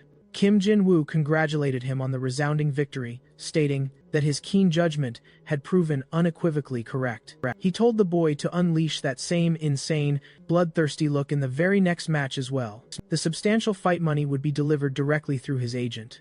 Immediately afterwards, Kim Jin-woo took his leave. The two boys eagerly followed him, attempting to be friendly, and invited him to celebrate their triumphant victory. Jason, however, merely slapped Gogumin's hand away, a clear warning not to touch him, then abruptly left, leaving the boys utterly confused. A little further on, as he strode past a bustling store, he suddenly heard a strangely familiar sound, and looking up, he saw Ayla Khan's mesmerizing show playing on a screen. The interviewer asked if she was truly aware of the immense scale of her current popularity. She replied that she deeply felt her fans' appreciation for all her efforts, even in her moments of weakness, and graciously thanked them all. Sungmin and Gogumin, who were still diligently following the boy, became increasingly curious as to why he'd stopped to watch the report on Illikan. They then suddenly remembered that Jisun had been acting, strangely, ever since he'd first heard her captivating music. They confidently concluded that he must be a staunch hater of hers, and simply couldn't imagine the popular singer having any detractors whatsoever. Sungmin was astonished to discover that Gogumon was actually a fan of the singer. He scorned him, saying he had expected such a thing from him. However, to everyone's surprise, he himself revealed that he was also secretly a fan of the band. Sometime later, Jason arrived at the beach. Those two boys continued their persistent pursuit, following the protagonist there. He sat on a bench, his gaze lost in the endless sea. Seungmin asked Gogumin, Shouldn't we go talk to Jisung? But Gogumin quickly dismissed the idea. Yet Seungmin insisted, passionately arguing, if we're truly his friends, we have to do something. Gogumin, however, said he knew just the person who could comfort him. Then he fell into deep thought, pondering whether he should truly go through with it. Meanwhile, Ariam was fast asleep, when suddenly her cell phone began to ring. She jolted awake, spotting a new message from Jisung, inviting her to the beach right in front of the lighthouse. The girl quickly got dressed, trying to leave as discreetly as possible. She tiptoed past her father, who was slumped over the table, fast asleep after drinking too much. Suddenly, he started muttering curses into the air, and the girl was startled, but it was just a dream, and soon after, he drifted back into sleep. With her chance, she managed to slip out of the house to meet her crush. On the beach, Gogumin questioned, "Who exactly did you contact, Seungmin?" And Seungmin casually replied, "It was a girl." Gogumin was utterly shocked to hear Seungmin was secretly sending messages to girls.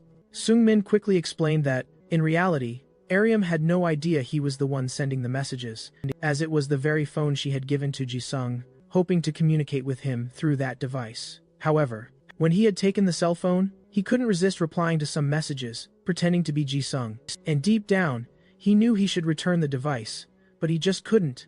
Gogumin placed a hand on Seungmin's shoulder and asked, "Do you like her?" Seungmin quietly replied that he used to, but now he knew his proper place. Gogumin then gave him a playful shove, telling him, "Return that cell phone, now." Seungmin walked over to Jisung, who was still sitting on the bench, and finally handed him the phone. And he quickly apologized and confessed that he had pretended to be him for a while. He also mentioned he'd sent one final message, begging Jisung not to reject Ariam. As he walked away, he murmured, "You two make such a beautiful couple." Upon checking the phone, Jisung saw a new message from the girl, informing him she was almost there. And for the very first time, he felt a flutter of nervousness about the situation. Just then, Ariam arrived, running excitedly to meet her beloved. As soon as she appeared, Gogumin, who was hidden nearby, couldn't help but admire the girl's striking beauty. As Gogumin whispered that the two made a perfect match, Seungmin sadly lamented having lost the girl of his dreams. Gogumin then declared it was getting late, and they should head out. He invited Seungmin to sleep over at his house and play some video games. The two discreetly departed, leaving the lovebirds in their space, and silence settled over the spot, disturbed only by the ocean's soft murmur. Ariam's fingers flew, crafting a message expressing her surprise to receive it. Then she patiently awaited his reply.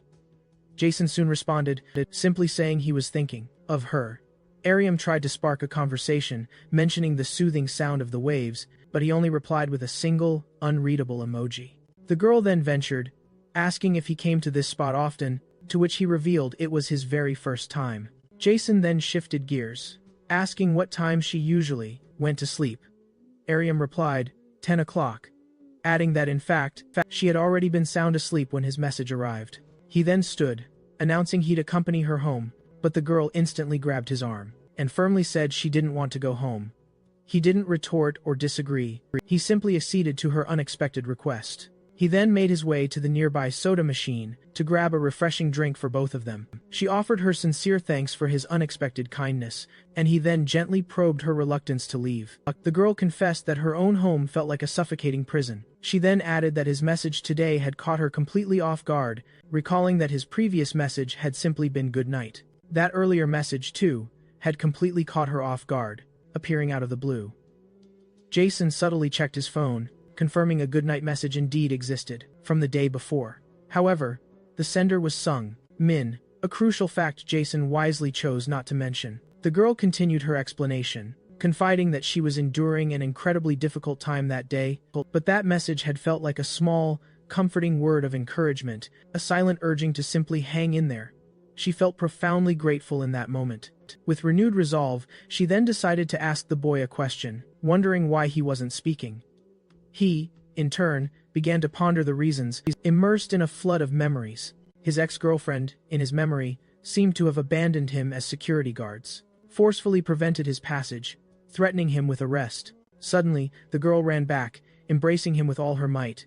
He confessed that he had practiced this breakup scenario countless times, aiming to remain as cold as possible, but seeing him now, she found herself utterly unable to do it. She declared she wouldn't abandon him, not even if it cost her own life, and then asked Jason what she should do.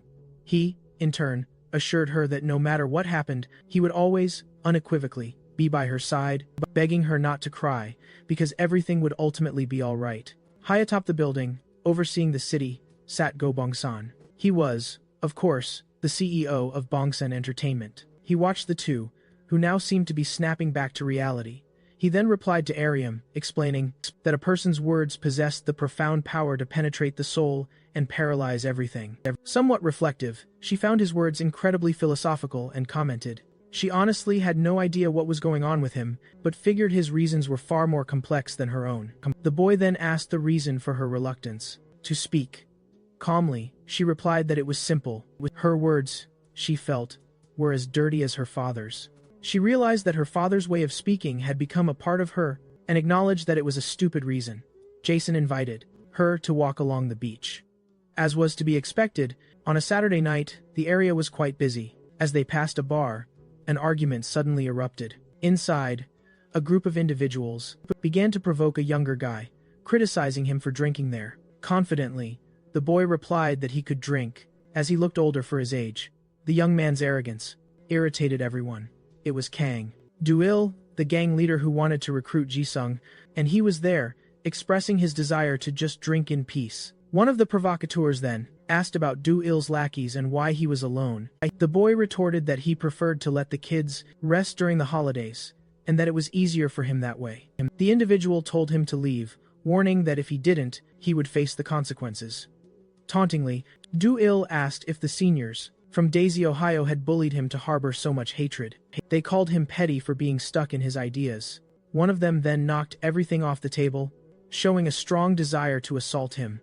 Kang Du-il, standing up and kicking the table onto the floor, declared that first of all, he had never been afraid of getting beaten up.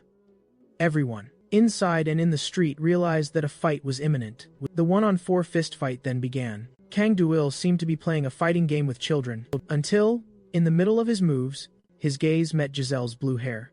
He smiled and exclaimed, "It's a pleasure to see you here. I'm so happy to see my friend." The guy commented that he was about to visit him, but fate had arranged that meeting right there. He hugged Jason, who didn't understand anything, stating that it was the work of destiny. However, the brawlers who were fighting in the bar ran out, and questioned if Jason was part of the same gang as him. The guy retorted, asking if they couldn't perceive the connection just by looking, and affirmed that he and Jason were friends. The thugs, however, didn't care one bit about this supposed friendship.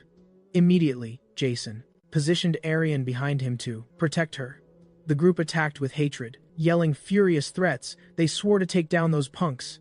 As the gang leader squared off against one of the aggressors, another enemy, however, charged directly at Jizan. Snarling, he declared that if they were friends, both deserved a good beating. With stunning ease, the protagonist swiftly brought down the bully. United, the two began to fight fiercely against the entire group, constantly warning each other of impending sneak attacks, and neutralized every opponent in mere seconds.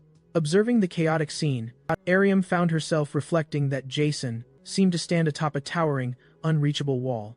However, she couldn't help but notice that sometimes he'd descend from that wall to help someone. Though he might appear cold, in reality, he was anything but. While others fought purely for selfish gain and personal desires, Jason transcended it all, fighting for something truly desperate, something far beyond his own will.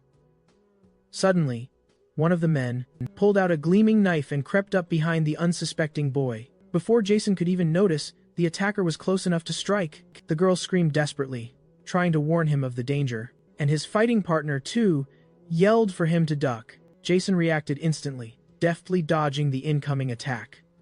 Right then, the gang leader appeared, delivering a powerful flying kick straight to the opponent's face, cursing the man for daring to pull a weapon against only two opponents. He then stated that only unskilled fools resorted to such tactics when cornered.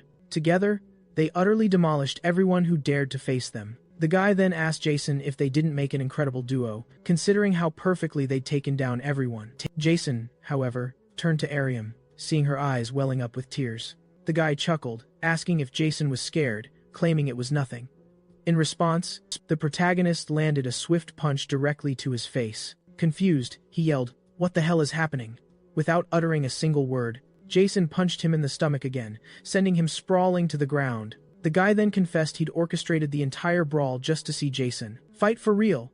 When the protagonist threatened to end the matter right then and there, the boy quickly raised his hands in surrender, claiming he didn't want to fight Jason, as they were now on the same side. He then apologized for how it was done, explaining it was merely a test, and Jason had passed with flying colors. He then asked Jason to become his friend and join his powerful gang. The boy, however, simply turned his back and walked away with Arium. The other guy followed, commenting that the two seemed rather intimate to be out together at such a late hour.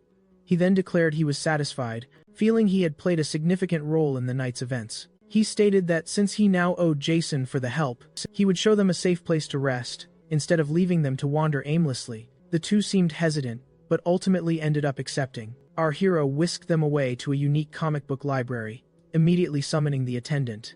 This attendant, lost in a profound, timeless slumber, seemed utterly oblivious to the world. He was abruptly jolted awake, now tasked with attending to these unexpected new customers. He remarked that he'd certainly never seen those unfamiliar faces gracing his library before, to which Doyle proudly declared they were none other than his brand new friends.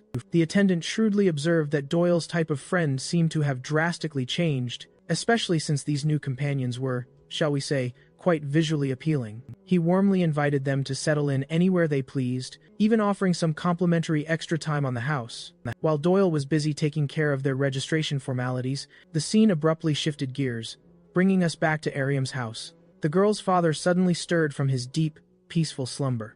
As he rose, he immediately spotted the door standing suspiciously ajar. A pang of worry struck him. He rushed to his daughter's room, only to find it empty. Frantically, he began a desperate hunt, searching every single room throughout the entire house, his panic mounting as the girl was nowhere to be found, fueling his growing desperation. Doyle then leaned in, revealing this charming library was actually his ultimate secret hideout, a personal oasis where he could truly relax and unwind at any given moment. He was about to bestow upon them two very special, exclusive permissions, as he ordinarily never allowed anyone else to set foot in his sacred space. He then inquired if such a generous gesture might finally square away his debt with the boy.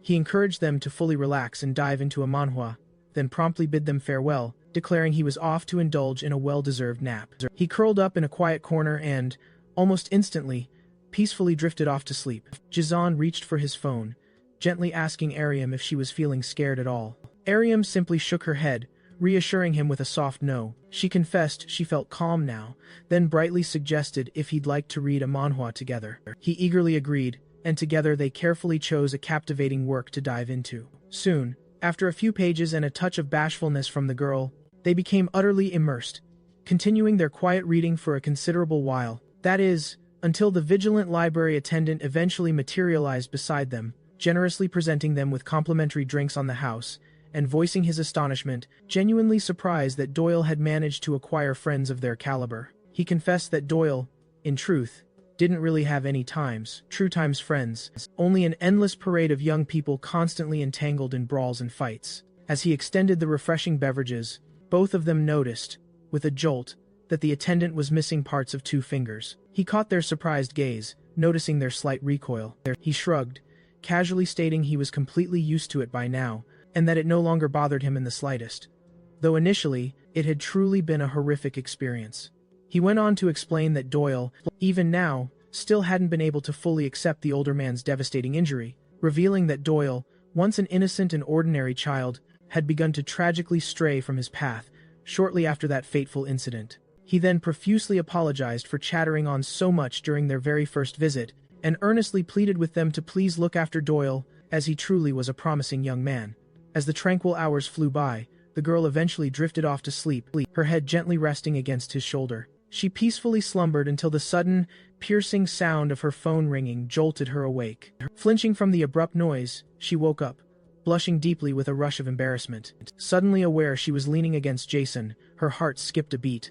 Glancing at her phone, 3 missed calls screamed for her attention as she messaged Jason. Explaining it was her father on the line, she conveyed her urgent need to depart. Jason, ever the gentleman, graciously offered to escort her home. The two set off, making their way to her house beneath the captivating night sky. They soon arrived at her building, the quiet air wrapping around them, and rode the elevator directly to the door of her apartment. She expressed gratitude for the precious hours of freedom she'd found by his side. Jason, He felt a flicker of confusion at her words as she made her way to the apartment door. The very moment she punched in the password to unlock the door, it flew open. Her father flung it open, a storm of fury on his face, and roared, demanding to know her whereabouts, the late hour, and how many calls she'd ignored, accusing her of being utterly insane to pull such a stunt. At the sight of her defiant gaze, his rage intensified, and he lashed out, striking her across her face, unleashing a torrent of curses, cursing her for daring to stare at him like that, even when she was clearly in the wrong. As the girl crumpled to the floor, he demanded if she didn't respect her own father, grabbing her roughly to pull her inside the house. He snarled, asking how she dared to go out without telling her father, and what on earth she was doing out until this ungodly hour, his voice escalating with each word, demanding she answer his furious accusations. Witnessing the escalating brutality, Jason's fury ignited, and he surged forward towards them. The moment he saw Jason, her father's eyes narrowed, instantly certain that he was responsible for luring his daughter out of the house during those forbidden hours. And he swore that today, he would not let the boy leave there alive. The girl, terrified, then clung desperately to her father's clothes. With both hands, her father roared, ordering her to let go immediately. Tears streaming down her face, she looked at Jason. "Go away," she screamed, her voice breaking. He delivered another brutal blow to the girl's face. The man snarled he would kill that boy right now. But the girl resisted him, enduring the blows, still desperately clinging to her father. While begging Jason to flee, she screamed for him to simply depart. Jason then heeded her desperate words and fled. The protagonist, realizing, began to reflect that he'd already learned to run in the past, when he first moved to that city, and that he had also failed to face such a situation before. As Jason sprinted away, the girl's father continued to rage against her, demanding she release him. Jason, however, just seized the moment and vanished. It was simply in his nature to run from something he could not face. He closed his eyes, pretending as if nothing had happened, struggling to disappear into the silence and the dark. Already far from the girl's house, he walked on, exhausted and deeply, profoundly shaken. Finally, he arrived at his home, where an old man was kneeling before the Buddha, chanting his evening prayer. Jason knelt at the doorstep, and the old man, seeing him, commented, "You arrived late," he said, noting it was the first time Jason had ever been this late, and that he must have a lot weighing on his mind about the neighborhood. Where Jason had moved in search of refuge was the quietest place to live, however. Even there, with the passage of time, he had made new friendships, and now he needed to make a choice. Before all that became more complex, the question was, would he accept it or run once again? Some days passed since that event. The fights continued at school. The fight club was a scene of pure brutality. The winners only stopped the blows when the opponent begged for mercy, and the bullies boasted about beating weaker students. Upon seeing the boy surrender, Jinwoo went furiously to question him about the reason. "You barely started fighting and you already surrender?" he asked. The boy replied, then that he had almost no chance and saw no reason to continue fighting, knowing he would lose. Then Kim Jin-woo struck him in the face. "If you are in the ring, you shouldn't have that kind of mentality," he stated. "People like you don't deserve the title of fighter. Don't ever look at my face again." One of the henchmen said that Professor Kim was calling him in the warehouse. In the warehouse, the professor told him that they needed real fighters, not individuals so fragile, and that everyone was anxious for Jisang's next fight. Kim Jin-woo said he was trying to find fighters, but most lacked endurance, and the rest were afraid of getting hurt. The professor asked if he was implying he was unable to find people. With a trembling voice, he replied, "He didn't say that, just that it would take some time." When asked how long it would take, the boy asked the professor for a month. The older man then said that he turned the wretch who walked around with fake sneakers into someone capable of wearing luxury clothes, and that now he seemed very confident, but he added that clients do not wait a month. He also said there were other betting places for him to get his dose of dopamine, and that if he couldn't manage, he could step away from the hound dog operation. The boy got on his knees and said he didn't want that and promised to do his best. The professor placed his foot on the boy's head. "You have 1 week to find an opponent," he said, "otherwise you must take responsibility and fight yourself." Kim Jin-woo versus Jisoon would be an interesting fight. This way he could take the opportunity to show his fighter side again, and the clients would love it. The professor left and reminded him of the crucial 1-week deadline. The very thought of fighting Jizan absolutely enraged him. Now, he desperately needed to find any time's opponent to battle. Meanwhile, our trio was happily enjoying lunch together on the rooftop. Gokumon proudly announced he'd snagged a delicious donkatsu bento, and that eating bread daily wasn't good. The two boys then insisted that Jisun eat up, as he was simply too thin. Lunching there had quickly become a cherished daily routine for them, as the spot was so comfortable. Then, Jisun's phone vibrated. Sungmin immediately asked if it was Aryam, a hint of apprehension in his voice. He then asked if the two were getting along okay, and urged Jisun to check his phone. Our protagonist stood up, moving away from them to check the message. While the other boy mischievously asked to see what it was, Gogumin playfully cuffed him on the head, telling him to mind his own business. Aryam had asked if he'd like to meet her at the comic book store later. Hours passed, and soon the two were heading to the comic book store. They remained silent for a while, simply enjoying each other's presence. Then, she bravely mustered her courage and spoke. "It would be truly strange if I didn't speak now, especially since I screamed that one time. I hate my own voice, because I have a vulgar way of speaking, which I picked up directly from my father since I was young. I wish it were possible to hide my own voice sometimes, but I don't regret it, as I didn't want you to get hurt." Aryam recounted that her mother had endured her father's behavior, until one day she simply couldn't take it anymore and left. From then on, it was just her and her father at home, which led her to speak less and less, until she stopped completely. Consequently, the few friends she had slowly drifted away. Then, Doyle arrived at the comic book store. The clerk informed him that his friends were also there. Aryam continued confiding in Jisun that she had always felt so lonely, until she heard rumors about him. A new transfer student who didn't speak at all. That's why she wanted to know if his story was similar to hers. Doyle arrived and was utterly astonished to see her speaking, asking, "What made you start communicating again?"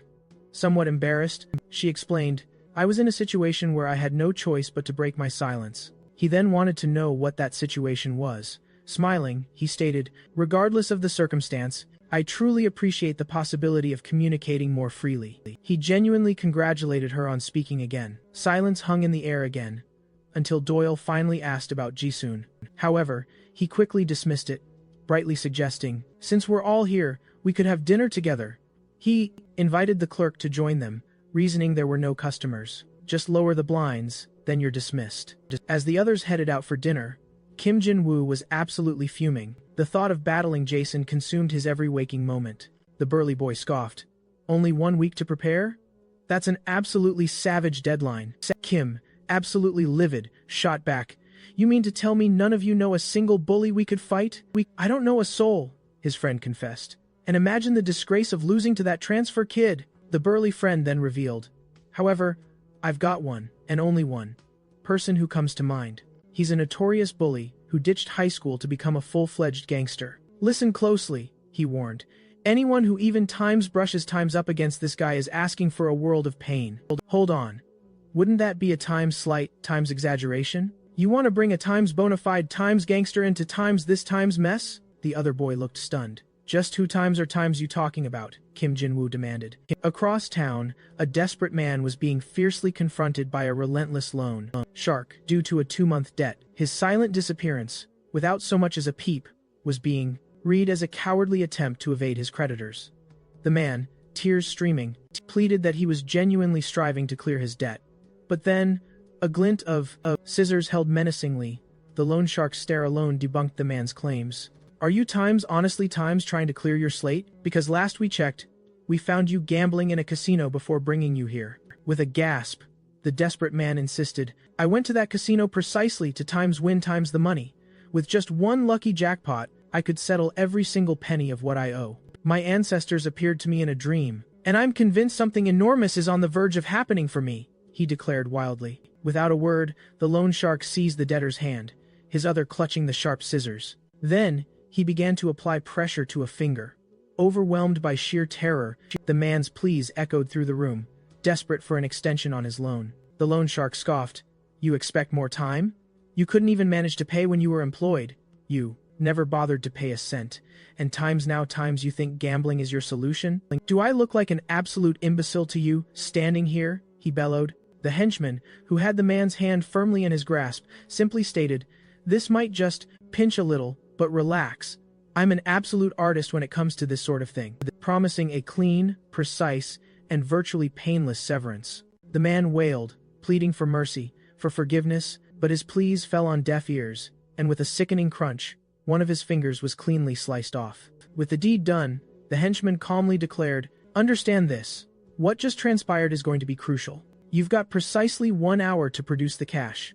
Beyond that, this finger will be handed back to you, ready for reattachment. With a final, chilling command, he told the man to bolt, and sobbing hysterically, the man did just that. And the boss grinned at his henchman, enjoying the thrill of adding another digit to your unique gallery.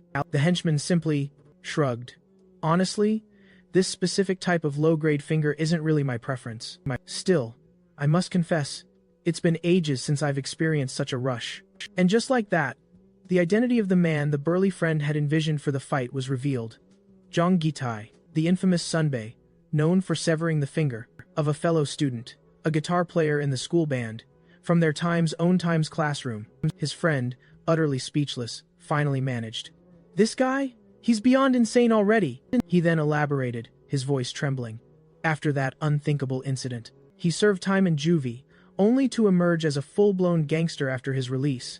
Kim Jinwoo, full of unexpected cheer, eagerly asked if there was any way they could actually meet this guy. Even the burly friend, who first sparked this wild idea, was utterly stunned at the sheer possibility of calling him.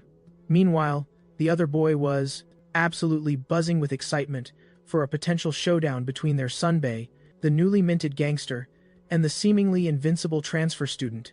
He declared they weren't exactly in a position to be picky, whether their target was a mere gangster or even a ruthless killer. They simply needed to make their move. While these grand plans for a confrontation were being hatched, the four friends found themselves out for dinner somewhere. Hyung grumbled about not wanting to go out, to which Doyle quickly retorted, "You can't just rot away in the manhwa shop every single day." Doyle then mentioned how, at some point in the past, Hyung himself had actually been on a stage. The boy casually replied, "It's been a long time." Arian then interjected, assuring them, "Oh, that was just a phase." Doyle then probed, "So, are you actually in a band, since you're such a great guitarist?" He then smoothly changed the subject, asking, "Would you guys prefer some delicious street food or classic Chinese?" Suddenly, a car zoomed past, its occupants spotting the four walking down the street. Inside, none other than the loan shark and his menacing henchmen were waiting.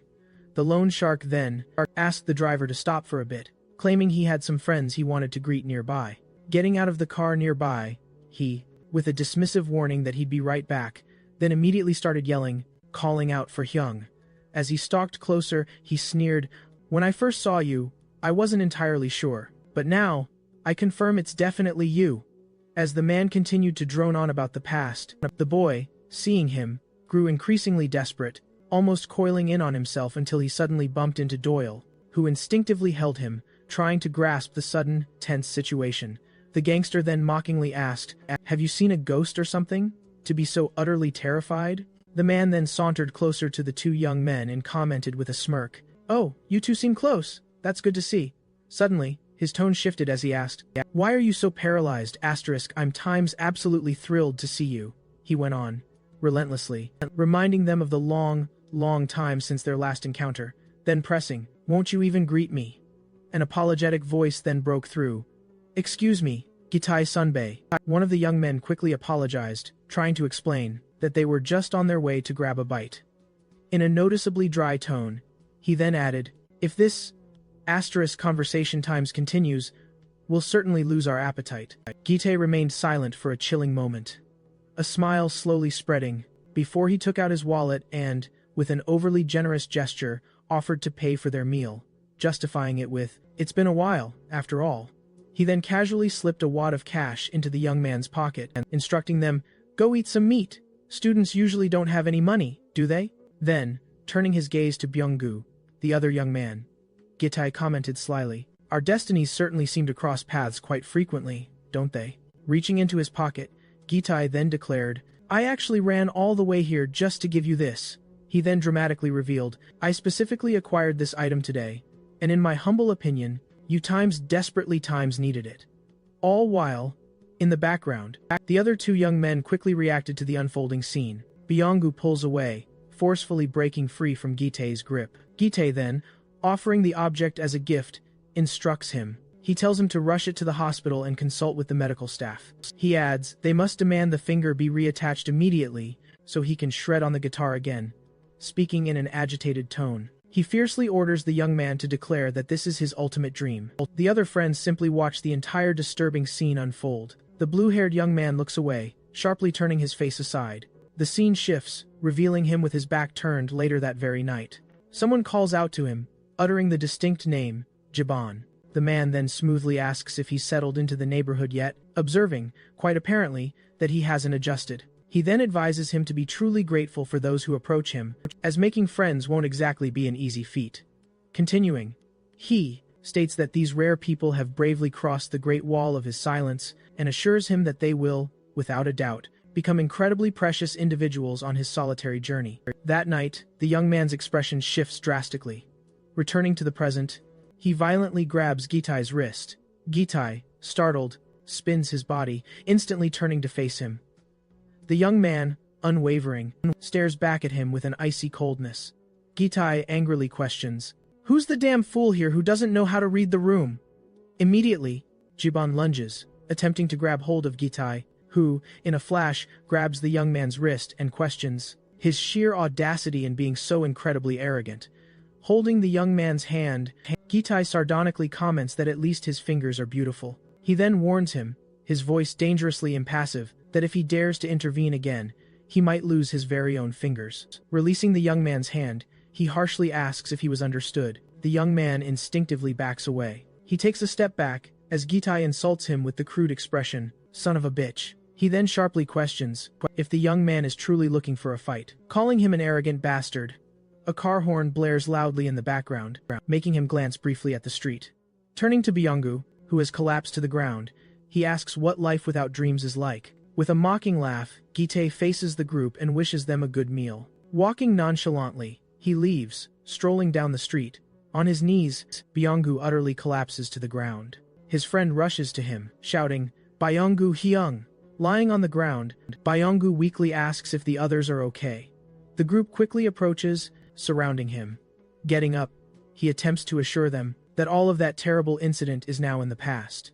Stating that he is absolutely fine now, Byung-gu suggests they return, as they can simply eat out. Another time, the young man with the lip piercing then calls him Byung-gu Hyung. On the rooftop, Kang Doyle laments his utter inaction for having simply frozen in that critical moment. In a desperate cry, he states that he ultimately couldn't do a single thing. "Still curious?" the girl asks. "Who times that man, anyway?" The young man answers plainly, "That's Jung Gite. He's the monster who severed Byung-gu Hyung's finger while he was playing guitar." Bong adds, "He did it just to shatter his friend's dream. And it all began because Byung-gu was simply trying to stop that despicable individual's gang violence." The scene suddenly shifts to the past, revealing a music room where Gitai was moments away from threatening a girl with a knife. "Shut up before I kill you," he snarled, as Byung-gu grabbed him from behind. Byung-gu shouts, "Jung Gitai, stop!"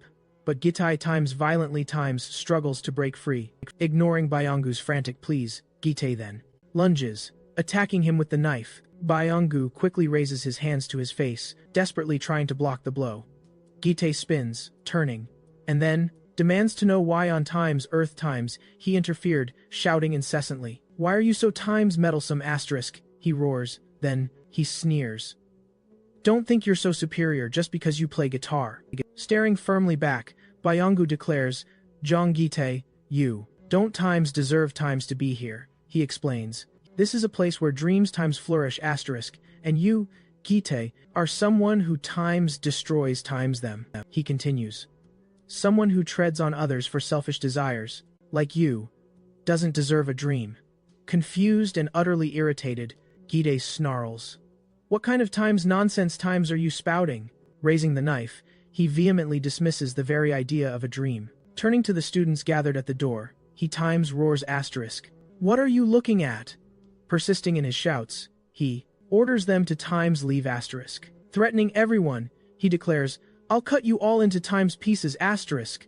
Raging, he demands they get out of his way. He shoves through the group and stalks away down the hallway. Running towards Byung-gu, the students help him, while one urgently calls out to get a teacher. Back in the present, Jebon explains that after that day, he never returned to school, and they thought that would be the end. However, he reveals that something times even more terrible times was about to occur. About 2 weeks later, a piercing scream echoed from the band room. In the past, Byonggu freezes in the hallway upon hearing the sound, then opens the door. Jibon calls out Byonggu Hyung's name, as Gitai, pliers in hand tells him to maintain his air of superiority. Entering the room, Byonggu hears Gitae order him to move forward and times glimpse the true reality of a dream *. Gitai then rants, bitterly, about a lifetime's devoid times of dreams. In a retrospective narration, Jivan reveals he had times frozen times upon witnessing that moment, reliving it once again. Sitting times atop times the other boy, Gitai, turns and casually asks Doyle when he'd arrived. Standing up, he comments, "Ah, I feel times refreshed times now." Then, morning, Jabon. He then declares that if the young man told anyone times about what he'd seen, he'd meet the same crushing fate, no doubt. Sliding his hand across the boy's cheek, a final touch. Gibbon gently caresses him, whispers goodbye, and then departs, leaving Gibbon frozen in place, utterly motionless. The young man stands static, until he snaps back to the present. Gibbon begins to explain, his voice somber. Jong Gitae abandoned school right after that incident. He continues. The other boy was sent to a reformatory. And there, he became a gangster. A bitter edge to his voice, he reveals. He's now knee-deep in loan sharking, Gibbon confirms grimly, working for a full-blown criminal organization. He then vehemently states, the reason I became who I am today is all because of Jong Gitae. Gibbon vehemently declares, revealing the vow he made to himself. A person who utterly destroys another's dream cannot simply to be left to walk free. Kneeling, he cries out his deepest wish. I wanted to become stronger. To make that monster experience the same suffering Byonggu endured, but he froze again, lamenting in a low, despairing voice. He confesses, I truly believed I had finally become stronger. But in the end, nothing had changed. The girl asks, is that why you wanted Jibon? In confirmation, Jibon explains, our opponent is a gangster, a brutal one. And for that very reason, I considered gathering forces. He states his goal with steely resolve. I will subdue him by force, and make that bastard pay for every single one of his actions. Firmly, Gibbon then declares with conviction, that's why I needed Gibbon. In silence, Gibbon remains motionless for a moment.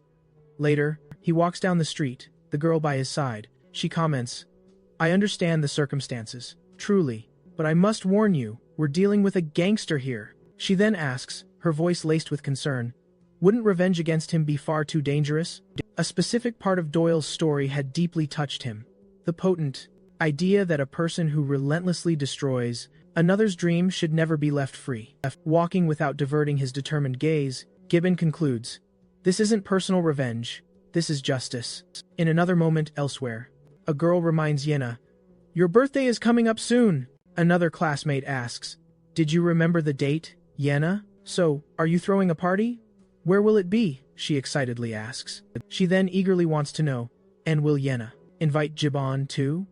Wondering to herself, Yena ponders if he would feel awkward. But her friend reassures her, he wouldn't dare ignore you on your birthday, come on. The friend then points dramatically to the window, revealing, look, Gibbon is right there. Outside, Gibbon walks through the courtyard with Ariam. One of the girls asks, isn't that Han Ariam, from the next room? The one who never speaks? Suddenly, two more boys approach, cheerfully greeting them with a good morning. Clearly annoyed, Yena wonders aloud why Ariam always steals the spotlight. With a dismissive turn, she asks, honestly, why should I even care about that? Later, a hungry group of boys pressures Gibbon to fetch their school lunch. The meager bread simply won't cut it, and that's when Ariam appears. She's standing right at the door, prompting one boy to ask, why are you here? Clutching a bag, she boldly declares, I want to have lunch with you guys.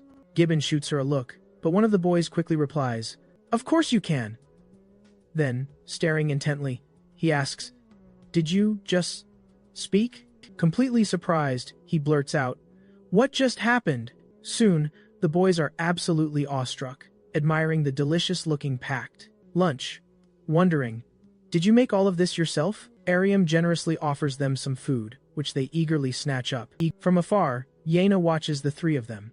Meanwhile, elsewhere, Gitai is intensely on the phone with a woman, confirming a deadline and sharply instructing her to transfer the money. After she nervously mentions her husband's return, he abruptly hangs up, ending the call. Approaching a door, he continues on his path. Gitai then spots a business card, stuck to the door, and smoothly picks it up. Stepping inside, he announces his return to his boss. 3 young men observe him intently, and these young men begin commenting on his strength and how he snagged that card. One of them boldly asks, "Is it really a good idea to recruit a gangster?" Another quickly retorts, saying, "There's absolutely no need to fear them. They're just the cancer of society. Trash." A man slowly turns and asks, "What did you just say?" He defiantly repeats, "Cancer of society. Trash." Kim Jin-woo spins around sharply upon hearing that provocative comment. The room's boss, looking visibly bewildered, inquired about the true identity of those boisterous boys. One of his men clarified that they were, in fact, discussing gangsters. Surprised, the man then questioned the brazen use of that word, wondering if the boys were actually referring to times them asterisk. In a defensive tone, one of the young men quickly stated, "We're just humble small business owners who diligently pay our taxes." The boss then challenged them, asking what exactly made them look like gangsters. Hesitantly, the young man froze, completely unable to answer. In his thoughts, however, he believed it was painfully obvious they did. Approaching, the man asked, "Why are you silent? And did you really come here just for a loan?" The young man recoiled, hastily denying it. Then, Gitai, showing a business card, pointedly asked, "Does this item belong to you?" The young man confirmed, saying they were actually there precisely to give him that very card. Gazing intently at the card, Gitai inquired, "What times is Times Hound Dog, after all?" The boss sharply interrupted him, stating he had already heard that name before. Another man in the room quickly suggested it was Duck's business. The boss then grimly confirmed that Duck's business was indeed gambling. He continued, revealing it was a notorious hub where bets flew high on brutal fights, and with that, the young man's understanding clicked into place. They specifically scouted skilled fighters, ones who could rake in serious cash. Kim's thoughts raced. Were the ones truly running Hound Dog actually hardened gangsters? He then realized, with a jolt, that he'd been entangled in a gangster-run operation. Meanwhile, elsewhere, Doyle tracked down Jibon and immediately asked, "Do you know how to ride a motorcycle?" "Why?" Jibon retorted. Doyle simply replied, "I own one, and I need you to drive it for me." REM interjected, "Why does Jibon need to drive?" She pressed, explaining. Calmly, Doyle revealed he'd twisted his ankle in gym class earlier, then tossed a helmet straight to Jibon. "I need a ride," he stated. "Where are we going?" the girl instantly asked. Doyle simply replied, "It's not far, and I'll give you the exact instructions." Turning to her, he assured, "Don't worry, I'll bring your boyfriend back soon." "No!" Ariam quickly denied, her face flustered, insisting, "We're just friends." Silently, Jibon gripped the helmet, as Doyle told Byung-gu, "I'm just heading out for some fresh air." Then, the two of them sped off, leaving the place behind. Pointing to the motorcycle, Doyle inquired, "Can you really ride one of those?" Jibon, in response, instantly popped a perfect wheelie. Doyle gasped, "You can do that?" As they blazed across the city, Doyle casually remarked that the young man had already stirred up a ton of trouble. Suddenly, Doyle sharply warned Jibon, "Watch out for that sharp turn ahead. Slow down." With absolutely masterful precision, Jibon whipped through the turn, leaving Doyle to exclaim, "Did you just countersteer?" Completely perplexed, he wondered aloud, "Who times on earth times is this Jibon?" Upon finally reaching their destination, Doyle asked Jibon to pull over and drop him right there. Jibon fixated on the establishment sign. Crouching down, Doyle deliberately picked up a broken piece of brick from the ground. He held it up, as if it were a phone, and brought the brick to his ear, explaining sincerely, "If Jibon hadn't been driving me here, I would have hesitated and turned back, just like last time." He further declared, "This is a way to no longer hold back." Understanding his intention, Jibon instantly recognized it. This was a declaration of war. Doyle then seethed. That bastard made Byung-gu urinate on himself. A man who was once a band leader, reduced to urinating in the middle of the street. He then challenged Jibon. "Is times something I should just let go?" He then stated, "I need to do at least this much." Staring at him with a tense, burning expression, he silently awaited a response. Back at the office, the boss flatly stated, "This place isn't for kids like you." Kim calmly explained that he'd come after hearing the persistent rumors, and instantly recognized him as his senior, Jong Gu-tae. He revealed Gu-tae was the one who dropped out of school, becoming a full-fledged gangster, the young man then explained. They were gearing up for the big main event, and had sought him out, convinced he was their perfect champion. Gite scoffed. Are you here to recruit me for a kids' brawl? The young man, unwavering, said, the opponent is incredibly skilled, don't underestimate him. Intrigued, Gite's interest was piqued at the thought of finally facing someone truly worthy. The young man offered his phone, explaining it showed a transfer student who was notoriously tough to handle. At the mere mention of this transfer student, Gite's focus was utterly captured. He then revealed the young man's name, Gibbon. The video then showed him landing a powerful hit. The recording continued, showcasing Gibbon's intense action in a prior fight. The footage climaxed with an intense close-up of Gibbon's face. Gite watched, a flicker of recognition in his eyes. He remembered the boy, the one with Doyle, the one with surprisingly beautiful fingers. Back in the present, Gite's boss sternly warned him, don't interfere. It's just a brawl between students. Agreeing with his senior, Gite accepted. Suddenly, a brick shattered the window, whizzing mere inches from his face. A sharp shard of glass struck him, leaving a furious cut. Turning, eyes blazing, he roared, who the hell did that? Rushing to the window, their boss bellowed, do they have a death wish? The two peered out, spotting a motorcycle speeding away. Through the shattered pane, Gite's gaze followed its escape. The motorcycle continued to accelerate, vanishing into the distance. The boss asked if Gite was okay, but he remained silent. Riding the motorcycle, Gibbon mused it might have been needless provocation, yet he sensed the immense courage such an act demanded. Doyle's trembling hand gripped his shoulder tightly. Recognizing that fear, he sensed an insurmountable mountain, pressing down, a heavy, unyielding presence. He knew that feeling all too well as they sped away. After Gite confirmed his participation in Hound Dog, the students profusely thanked him, vowing their full commitment to preparation. However, Gite laid down his ironclad conditions. He would decide the place and time for the showdown, and they had better bring only their absolute best fighter. One of the young men hesitantly suggested the school gym as the original location for the fight. But Gite instantly reprimanded him, demanding, what kind of fighter do you imagine me to be, to propose that? In a school environment, the young man quickly agreed to the demands, realizing that the time and place would be changed, and recognizing how strict Gite was. Next, Gite asked, do you know a certain Kang Doyle? The student, recognizing the name, explained. He's one of the bullies from Dason Industrial High and a freshman. Thoughtfully, Gite wondered if that punk had grown so much. Young man, in response, added that he had heard Kang Doyle was expanding his influence and questioned, what's the reason for your sudden interest, Gite? With a determined look, Gite ordered them find the punk's whereabouts, declaring that the boy had a debt to pay. In another setting, Gibbon swept the temple courtyard.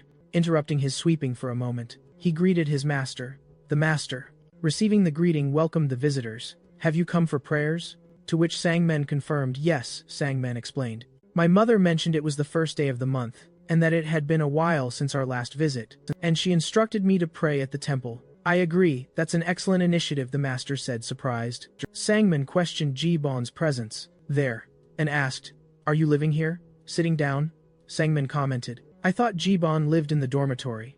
I myself used to visit the temple in my childhood on the phone. Sangmin informed a friend Gibbon resides at Saboam Temple. He invited the person, come over here, who confirmed I'm on my way. And then he asked, please buy some tasty food running up the temple stairs. A man appeared calling Gibbon. Sangmin greeted him while Gibbon turned his face to see who had arrived. Behind the man are you? Stood, the young man explained to Gibbon. I sent a message to, are you? Inviting her as well. Are you? Nodded slightly upon hearing Sangmin ask. Are you all right in another part of the city? A group of young men inspected a scooter. One of them suggested, there's a spark plug problem, while another young man sitting in an armchair wondered, couldn't the issue be with the coil? One of the men soon proposed, let's take the scooter to a mechanic. But another complained, think of the cost involved. The young man turned his face, looking to the side. Gite, adjusting a pair of brass knuckles, commented, given the number of men in this group, you'll understand why I'm using this to avoid wasting time. Faced with the provocation, one of the men questioned, what are you talking about? And who are you? I've come to collect a debt, Gite declared, cutting straight to the chase. But the other snarled, identify yourself before we fight. Without a flicker of hesitation, Gite's fist slammed into the man's face. The man crumpled to the ground, groaning in terror.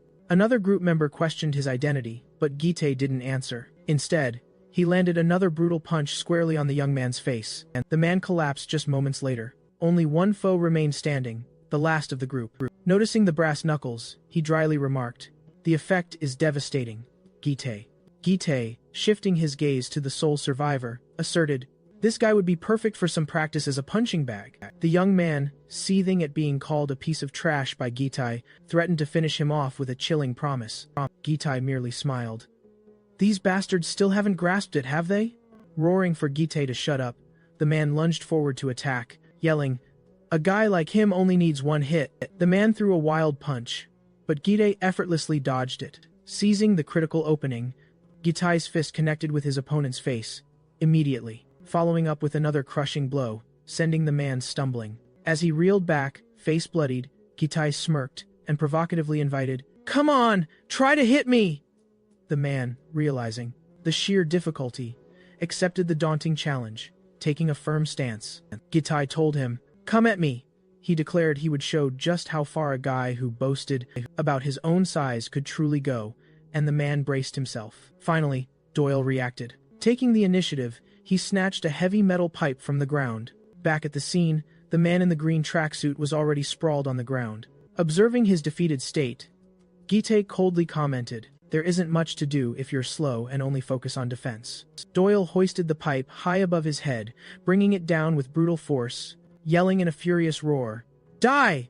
Gite, however, effortlessly blocked the devastating blow with his arms crossed. Facing the young man, Gite challenged, "Kang Doyle, are you ready, Doyle?" Doyle, silent, met his gaze, still gripping the pipe as Jong Gite asked, "Are you ready?"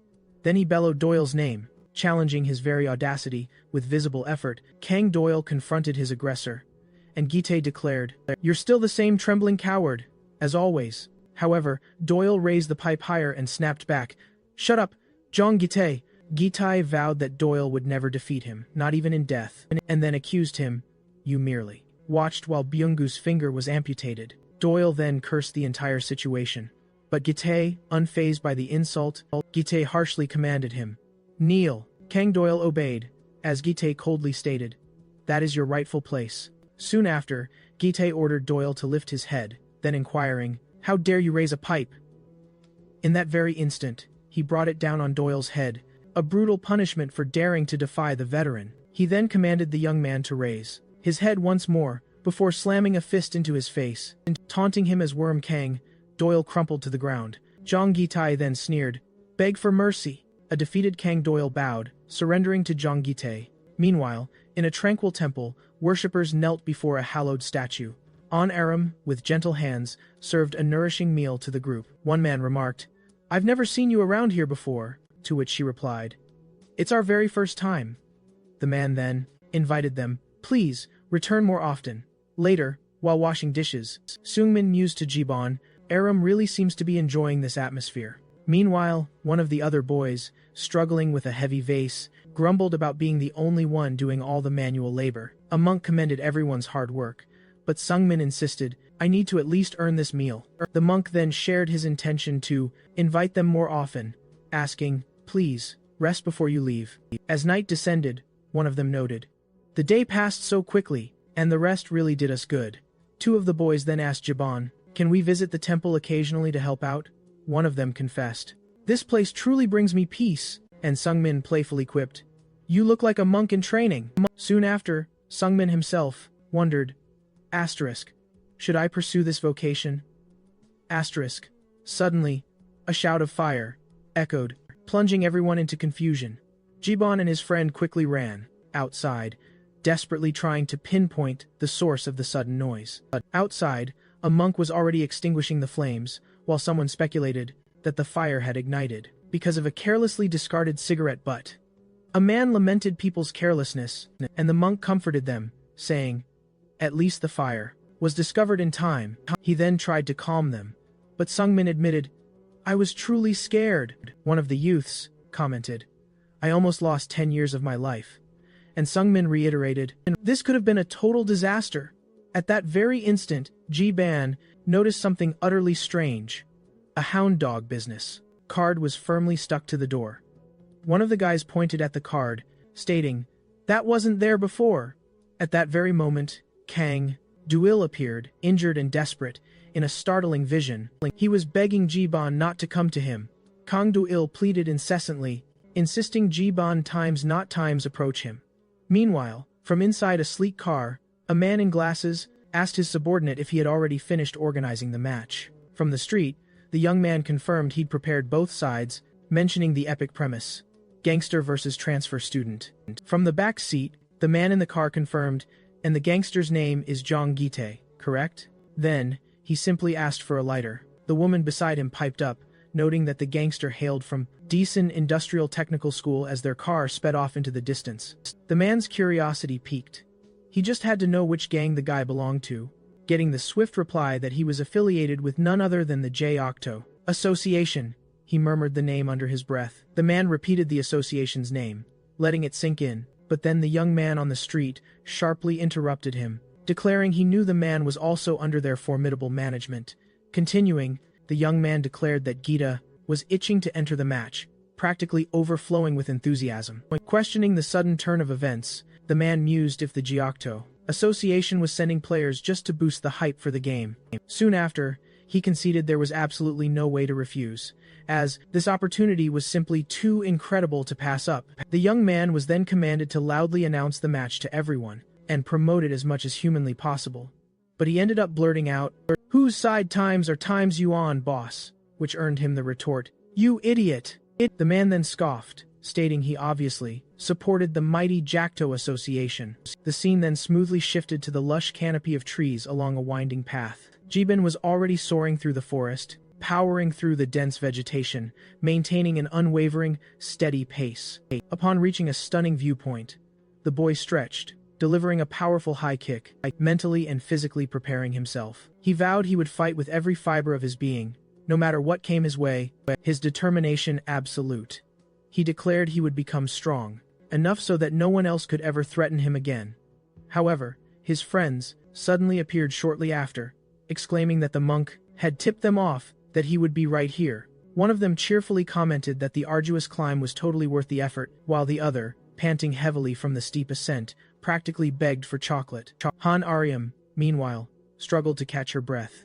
Sungmin earnestly told Giban that this day was incredibly important, and the other boys added that he had come all this way because he was worried. One of the friends promised they would cheer with every ounce of their might, no matter who the opponent turned out to be. Iroom quickly confirmed she would be cheering him on too. United, his friend's presence strengthened him, and Jiban responded with unwavering resolve. Upon their arrival at the bustling fight location, one of them pointed ahead, commenting on the electrifying, intense atmosphere. Astonished by the dramatic setting, Sungmin realized the epic fight would actually take place in a raw, gritty location like times that asterisk. Trembling, though he didn't quite understand why, another boy nervously questioned if Jian was truly okay, commenting that his friend showed absolutely no hesitation whatsoever. One of the guys made Sungmin wonder if their fervent cheering had even reached him. Standing stoically in front of the imposing warehouse, several stern-faced men waited in tense silence. As the group arrived, the imposing fight organizer strode forward, approaching Jiban. He stated it was an honor to see him arrive right on time, maintaining a cordial tone as he pointed a finger. One of the friends furiously accused the man of threatening Jiban by deliberately causing the fire. Utterly bewildered, the man questioned what the boy was talking about, and his companion quickly assured him he had no idea either. Advising Jiban to ignore the petty details and focus solely on the looming fight, he left his friend fuming with indignation. As the organizer described the volatile atmosphere of the upcoming dispute, the organizer emphasized that expectations were soaring and reinforced that their formidable opponent should never be underestimated. Demanding Gibbon fight with every ounce of his being, he had. Then, a booming shout demanded the gate be opened. The moment the gate swung open, Gibbon and his friends peered inside, and inside the massive warehouse, an immense crowd cheered incessantly. As they observed the wildly agitated audience, they felt the crushing weight of the atmosphere pressing in from the other side. Suddenly, a voice called Gibbon's name, and with his back turned, Jong Gitai himself announced he'd been waiting. Slowly turning around, the notorious gangster snarled that Gibbon should know exactly who he was, all thanks to Doyle. Facing his terrifying opponent, the boy firmly steadied his stance. So utterly surprised to see him there, Aryam gasped, reacting instantly, and Sungmin quickly asked if she knew that person. Revealing the shocking truth, one of the boys blurted out that Jong Gite was a Times gangster asterisk, utterly shocking the entire group, declaring it was finally time to finish what they had started that fateful day. Gitai exuded a chilling confidence. But first, he dramatically announced a special guest who would make Jiban ecstatically happy to see, as something horrifying was revealed. Both Jiban and Aryam stared, utterly breathless, at the horrifying scene. Chained in the very center, none other than Kang Doyle pleaded that Jiban shouldn't have come, as he never wanted to be seen in such a pathetic state. Repeating his desperate request, he insisted Jiban leave Times now asterisk. Covering her mouth, Arian cried out Doyle's name in utter despair. Confused, his friends urgently asked what was happening, and why he was like Times that asterisk. Questioning him with chilling coldness, Jong Gite asked Jiban if he truly knew the reason Doyle was in this dire situation. Silent and stunned before the horrifying scene, Jiban found he couldn't answer. Promising brutal revenge for all the suffering he had endured, Youngite then challenged, asking if Jiban truly wished to protect that man. He then revealed a shocking detail. The key to those chains was right in his pocket, and he promised to hand it over if Jiban could defeat him. But, of course, he imposed a terrifying condition of his own. If he won, Jiban's friends, scared, speechless by the proposition, reacted with immediate outrage. With chilling calm, Gite declared that none of them were interested in money. Next, he casually announced that if he won, he would take 2 times of Jiban's fingers. And then, he challenged him to accept it. Horrified, his friends immediately deemed the condition utterly absurd. They desperately tried to avert the coming storm. They declared it utterly unacceptable. Han Aryam, the opponent, was clearly a psychopath, they insisted. With a firm warning, they advised that the man was indeed cruel. A brief flashback ignited. It recalled the day Doyle's hands trembled, clutching a motorcycle. The memory further revealed Byonggu had been so utterly terrified of Gitai that he'd completely wet his pants. Back in the present, the gangster taunted, asking Gibbon if he was scared. Realizing the opponent's sheer influence, Gibbon saw he could instigate tremors in others. However, as he dramatically peeled off his jacket, he declared he could no longer hold himself back. While his friends gasped, asking if he'd actually fight, Jong Gite, a thrilling smile spreading, savored the young man's stance, positioning himself strategically. In the center of the arena, Gibbon braced for combat. Around him, the crowd roared, wild with excitement, as his friends watched, visibly concerned. Facing each other in the ring's center, the two contenders were surrounded by a sea of spectators. With a megaphone, the announcer boomed that the fight would begin shortly, urging everyone to place their final bets. Presenting the first competitor, he hailed Jong Gitai, the undisputed powerhouse of the underworld.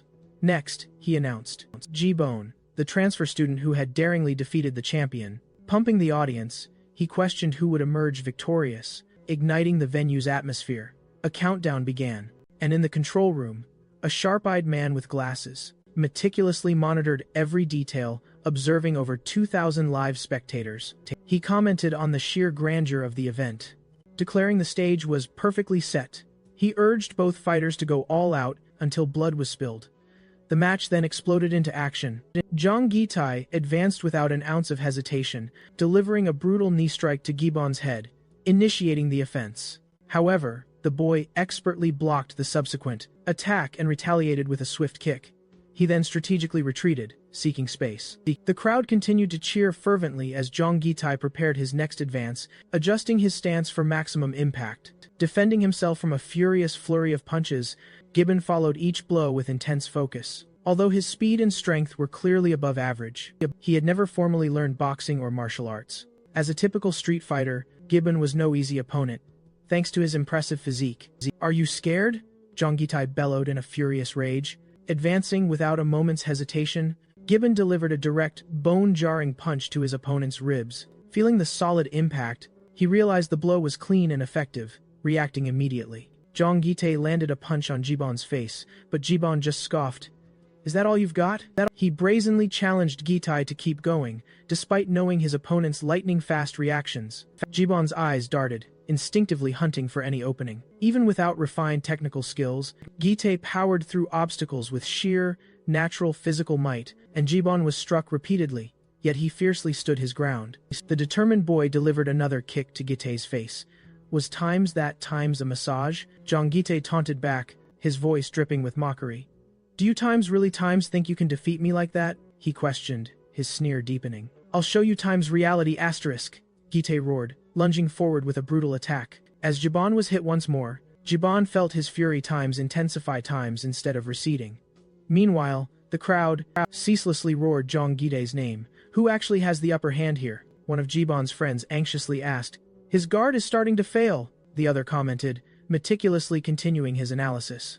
He stressed that Gitai's physique was overwhelmingly superior, and if Jiban took a severe hit, it could be catastrophic. One of them explained that Jiban's strategy was to knock out the opponent by accumulating damage gradually. As for Gite, his intention was to win with a single, devastating blow, relying on his overwhelming brute force. Observing the tense contest, if Jiban gets hit, everything will be lost, Ariam uttered, her voice trembling. However, Kang Doyle's voice suddenly echoed, resonating from where he lay chained. Calling out to her, Ariam sprinted towards him, moving away from the arena's chaotic focus. You need to stop him, Doyle stated urgently. Why did you bring Jiban here? He demanded. Jiban had no choice, Watson, she explained, her voice strained. They threatened to burn down the temple where he lives. Damn everything, he cursed, his voice filled with fury. Free me, I need the key, he reiterated. The key is with Zhang Gitai, she reminded him, her voice filled with desperate urgency. I'll find a way to get it, Doyle asserted fiercely. That man is like a snake, he warned, his gaze sharp. You never know what he'll do. Agreeing with him, Ariam struggled to maintain her composure, her heart pounding. The thunderous exchange of blows between the two fighters continued intensely. Turning her gaze back to the blood-soaked arena, Han Ariam followed every single movement with renewed, desperate attention. Jiban hit him so hard, keep it up, one of his friends shouted enthusiastically. Continuing the relentless fight, Jiban kept striking Zhang Gitai. This is his chance. Shouts echoed all around, encouraging him. Attack, show your skills.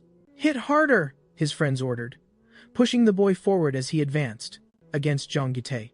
However, I was waiting for times exactly asterisk. This moment, for you to get this close, the fighter menacingly revealed. Self-defense doesn't work on the streets, he then roared, immediately delivering a brutal punch. Jiban instantly realized he had fallen into a calculated trap, on purpose. Nothing matters in the face of power. The aggressor struck him in the face, and the impact threw Jiban's head back. Jiban, his friends roared, unable to believe what they were seeing. This is the wall of reality, Zhang Te proclaimed.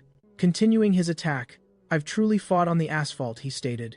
Could a hothouse plant like you defeat me, he questioned. He then ordered the boy. Know your place, goodbye, Gite said, as Jiban's vision began to fail. At that instant he remembered someone holding his face cheer up. The memory of a girl begging him, please see it through, I love you, struck him forcefully and his heart began to beat faster. Jiban got up, propelled by a new energy regained consciousness. Han Ariam shouted, but the boy only kept his focus on his opponent. Immediately, he blocked Zhang Gitai's punch with both arms. You resilient bastard, the aggressor exclaimed. Astonished that Jiban had resisted, the blow even injured Jiban, faced his rival, and then struck the opponent's face with a counter attack. Gitai was pushed back a few steps. This has become a serious fight. The boy's friends commented, nobody here is kidding around Zhang Gitai. For his part, it's been a long time since I felt something like this. My dopamine is surging, stated. You're better than I imagined, the fighter admitted, but you're still just a school snack. He then advanced. Jiban then landed a kick on the opponent and faced him, while Zhang Gitai explained, gangsters cannot afford to lose, he stated. The moment we lose, we die. Gitai then roared, I will never let you win, striking him in the face. He's a zombie, one of Jiban's friends called out, saying that the fight was getting even more intense. The two continued exchanging blows. Jiban's friends noticed that he was no longer defending himself, but rather dodging the attacks. Gibbon avoided another punch, and the aggressor cursed him, consumed by frustration, but one of the friends pointed at Gibbon motionless. The young man kept his guard down, surprising everyone, calling him a loser. Gitai advanced to attack, but Gibbon landed a direct punch to the aggressor's chin. Kang Doyle wondered if Gibbon had already deciphered his opponent's pattern, and concluded that Gitai's movements were obvious, seeking only one-punch knockouts. Jiban had anticipated the attacks, and now knew Gitai's weakness. After dodging, the young man delivered a full-force kick against the aggressor. Next, the scene showed the young man holding a piece of wood. Zhang Gitai, cursing and challenging him, he thrust the piece of wood directly at Jibon. The young man, in turn, merely stared fixedly back at his rival, Zhang Gitai.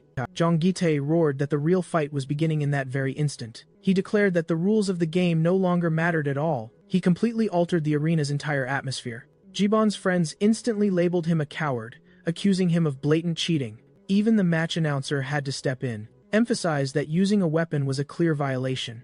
However, Gitai ordered the losers to shut up and demanded if this seemed like a mere game to them now. Then, the challenger boldly provoked anyone in the audience who dared to face him. Turning to Jibon, he incited him to finally finish this contest. This is not a game, but a confrontation between us two. Jibon agreed. This is a real fight, Gitai then bellowed. He advanced menacingly against the young man. He promised to crush him. The aggressor attacked, wielding the torch. Inciting Jibon to go at him, his friends observed the scene. They were openly commenting on the blatant cheating. "Don't get involved with gangsters, you brat!" he yelled at Jibon. However, the young man swiftly blocked the attack with a powerful kick, and immediately followed with another hit to his opponent's head. Zhang Gitai fell to the ground, utterly defeated by Jibon. The spectators murmured that he seemed completely finished, and labeled him pathetic for being a gangster. At that critical moment, Kang Doyle's chain key slipped and clattered to the ground. Han, a ram's sharp eyes, immediately noticed the object. "It's not over yet," Gitai stated, getting up. "I won't stop until one of us is utterly annihilated," he roared. Jibon surged towards his rival and delivered a precise, direct blow. The young man then hit him again, sending him to the ground. "I can't lose to a failure like you," Gitai protested, kneeling on the ground. "You have no reason to feel wronged," Jibon replied. "You're nothing but an oppressor of the weak. You must have felt superior, destroying others' dreams. But that doesn't make you strong at all. Live in mediocrity for the rest of your life." He then condemned his rival. Suddenly, Zhang Gitai suddenly pulled out a gleaming knife. The aggressor lunged forward and tried to stab Jibon in the back. The crowd reacted in utter disbelief at the scene. "Look behind you!" one of Jibon's friends roared, desperately alerting him. "You shouldn't have turned your back on a gangster," Gitai taunted cruelly. Advancing mercilessly, with the knife, he knocked Jibon violently to the ground and positioned himself. "For the attack, I'll annihilate you," Zhang Gitai promised. "You'll forever regret having crossed me when you see your face in the mirror," the aggressor threatened, raising the knife high above Jibon. "I'm the ultimate winner," he then declared triumphantly, enjoying the situation. However, a searing blaze hit Gitai's face. Kang Doyle intervened, striking him hard with a flaming piece of wood. Doyle pins him down, keeping Gitai firmly on the ground. He then turns to Jibon, an urgent question in his eyes. "Are you okay?" Jibon simply nods, while Aram's mind races, wondering how Doyle broke free. Her friend then realizes, with a jolt, that she was the one who freed Kang Doyle. He then locks eyes with Jibon, asking if he's ready to finish this. Doyle straddles Gitai, and with a sickening crunch, begins breaking his fingers. "Wait!" Jibon shouts, stepping in. "Don't. Continue." Zhang Gitai pleads desperately from the ground. "Why?" Doyle coolly questions. "Stop it, you brat!" Gitai screams. Gitai begs him.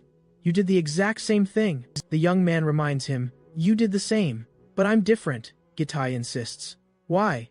Doyle challenges him. "I belong to a different class," he declares, defiantly turning his face away. "Just one more left," Kang Doyle calmly warns, his voice chilling, and with another grim snap, he breaks another of Gitai's fingers. Kang Doyle, poised, prepares to shatter the final finger, but Zhang Gitai screams at him to wait, then insults him, shouting, calling him a bastard and asserting his own gangster status. He then threatens Doyle, warning that his superior would kill him if he found out. Kang Doyle, utterly indifferent, questions why tell him, asking why he would even tell his superior, labeling his attitude as childish. However, the match organizer bursts in, his team rushing in right behind him. He immediately orders them to stop, but Jibon's arm holds him back. The tense scene unfolds. Jibon firmly blocks the organizer, while Doyle looms over Gitai. The organizer then confronts Jibon, demanding answers. "Are you aware of your actions? Can you bear the consequences of this?" Kang Doyle glances over his shoulder. Jibon also turns his face, observing Doyle's reaction, and Doyle simply smiles. "Please, don't go on, I'm a veteran," Zhang Gitai begs, desperation in his voice. And Kang Doyle, utterly disdainful, comments. Now you look even more like a pathetic piece of trash. He adds that he feels ashamed for ever having been complacent. Then, with a final, sickening crunch, he breaks Zhang Tei's last finger. A girl in the crowd covers her mouth, and the spectators all react. Shocked at the brutality, the confrontation is invalid, the match organizer loudly declares. He claims the entire situation has spiraled into utter chaos. However, the spectators immediately argue back. The gangster was the one who broke the rules first. First, a gambler who bet on the gangster himself admits Jiban's victory. Soon, the entire crowd begins to clamor loudly for Jiban's victory. The organizer glares fiercely at Jiban, who remains completely impassive. Jiban's friends loudly declare, "Everyone saw the opponent's defeat!" The crowd persists, their voices rising, chanting Jiban's name. As he stands calmly next to Doyle, Jiban looks over his shoulder within his office, where the man with glasses silently reflects. Stunned by these unexpected turns, he notes that Gibbon actually crushed a Jackto Association gangster during peak viewership.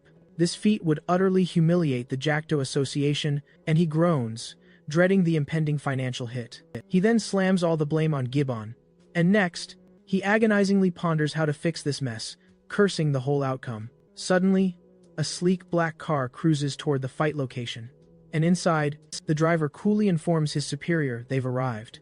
But the superior simply barks an order. Wait. The driver then spots John Gitai stumbling out of the warehouse, and quickly reports, Gitai has left the premises. His superior's response is blunt. Just turn off the car. John Gitai rushes the vehicle, frantically calling out to his superior, pleading, "Help me. Those bastards assaulted me," he insists. "The assailants are still right there, and you can catch them if you act immediately," he desperately pleads. However, his superior simply clocks him in the head, then brutally kicks him away. Jung Gitai collapses to the ground, whimpering out to his superior, who coldly asks, "Didn't I warn you to stay away from fights with students?" The man questions him, as Gitai tries to justify himself, gurgling incoherently. His superior then kicks him again, hitting him while he's down, as Gitai whimpers apologies. Jiban and his group observe this harsh scene from a distance. Gitai acts like a big-shot gangster, but in reality, he's just a nobody. Kang Doyle comments, then turns to thank Jiban, and extends his gratitude to their friends. Han Ariam, however, swiftly intervenes, insisting, "You all need priority medical treatment." She insists they go to the hospital, but Doyle retorts, "I just need a few days of rest." Then he walks away with Jiban, seeking his confirmation. In a flashback, Jiban wonders when he'll finally be able to completely forget the person who had the power to stop or accelerate his very heart. Meanwhile, a group of students walks casually down the street. In a classroom, a teacher warns, "Don't doze off."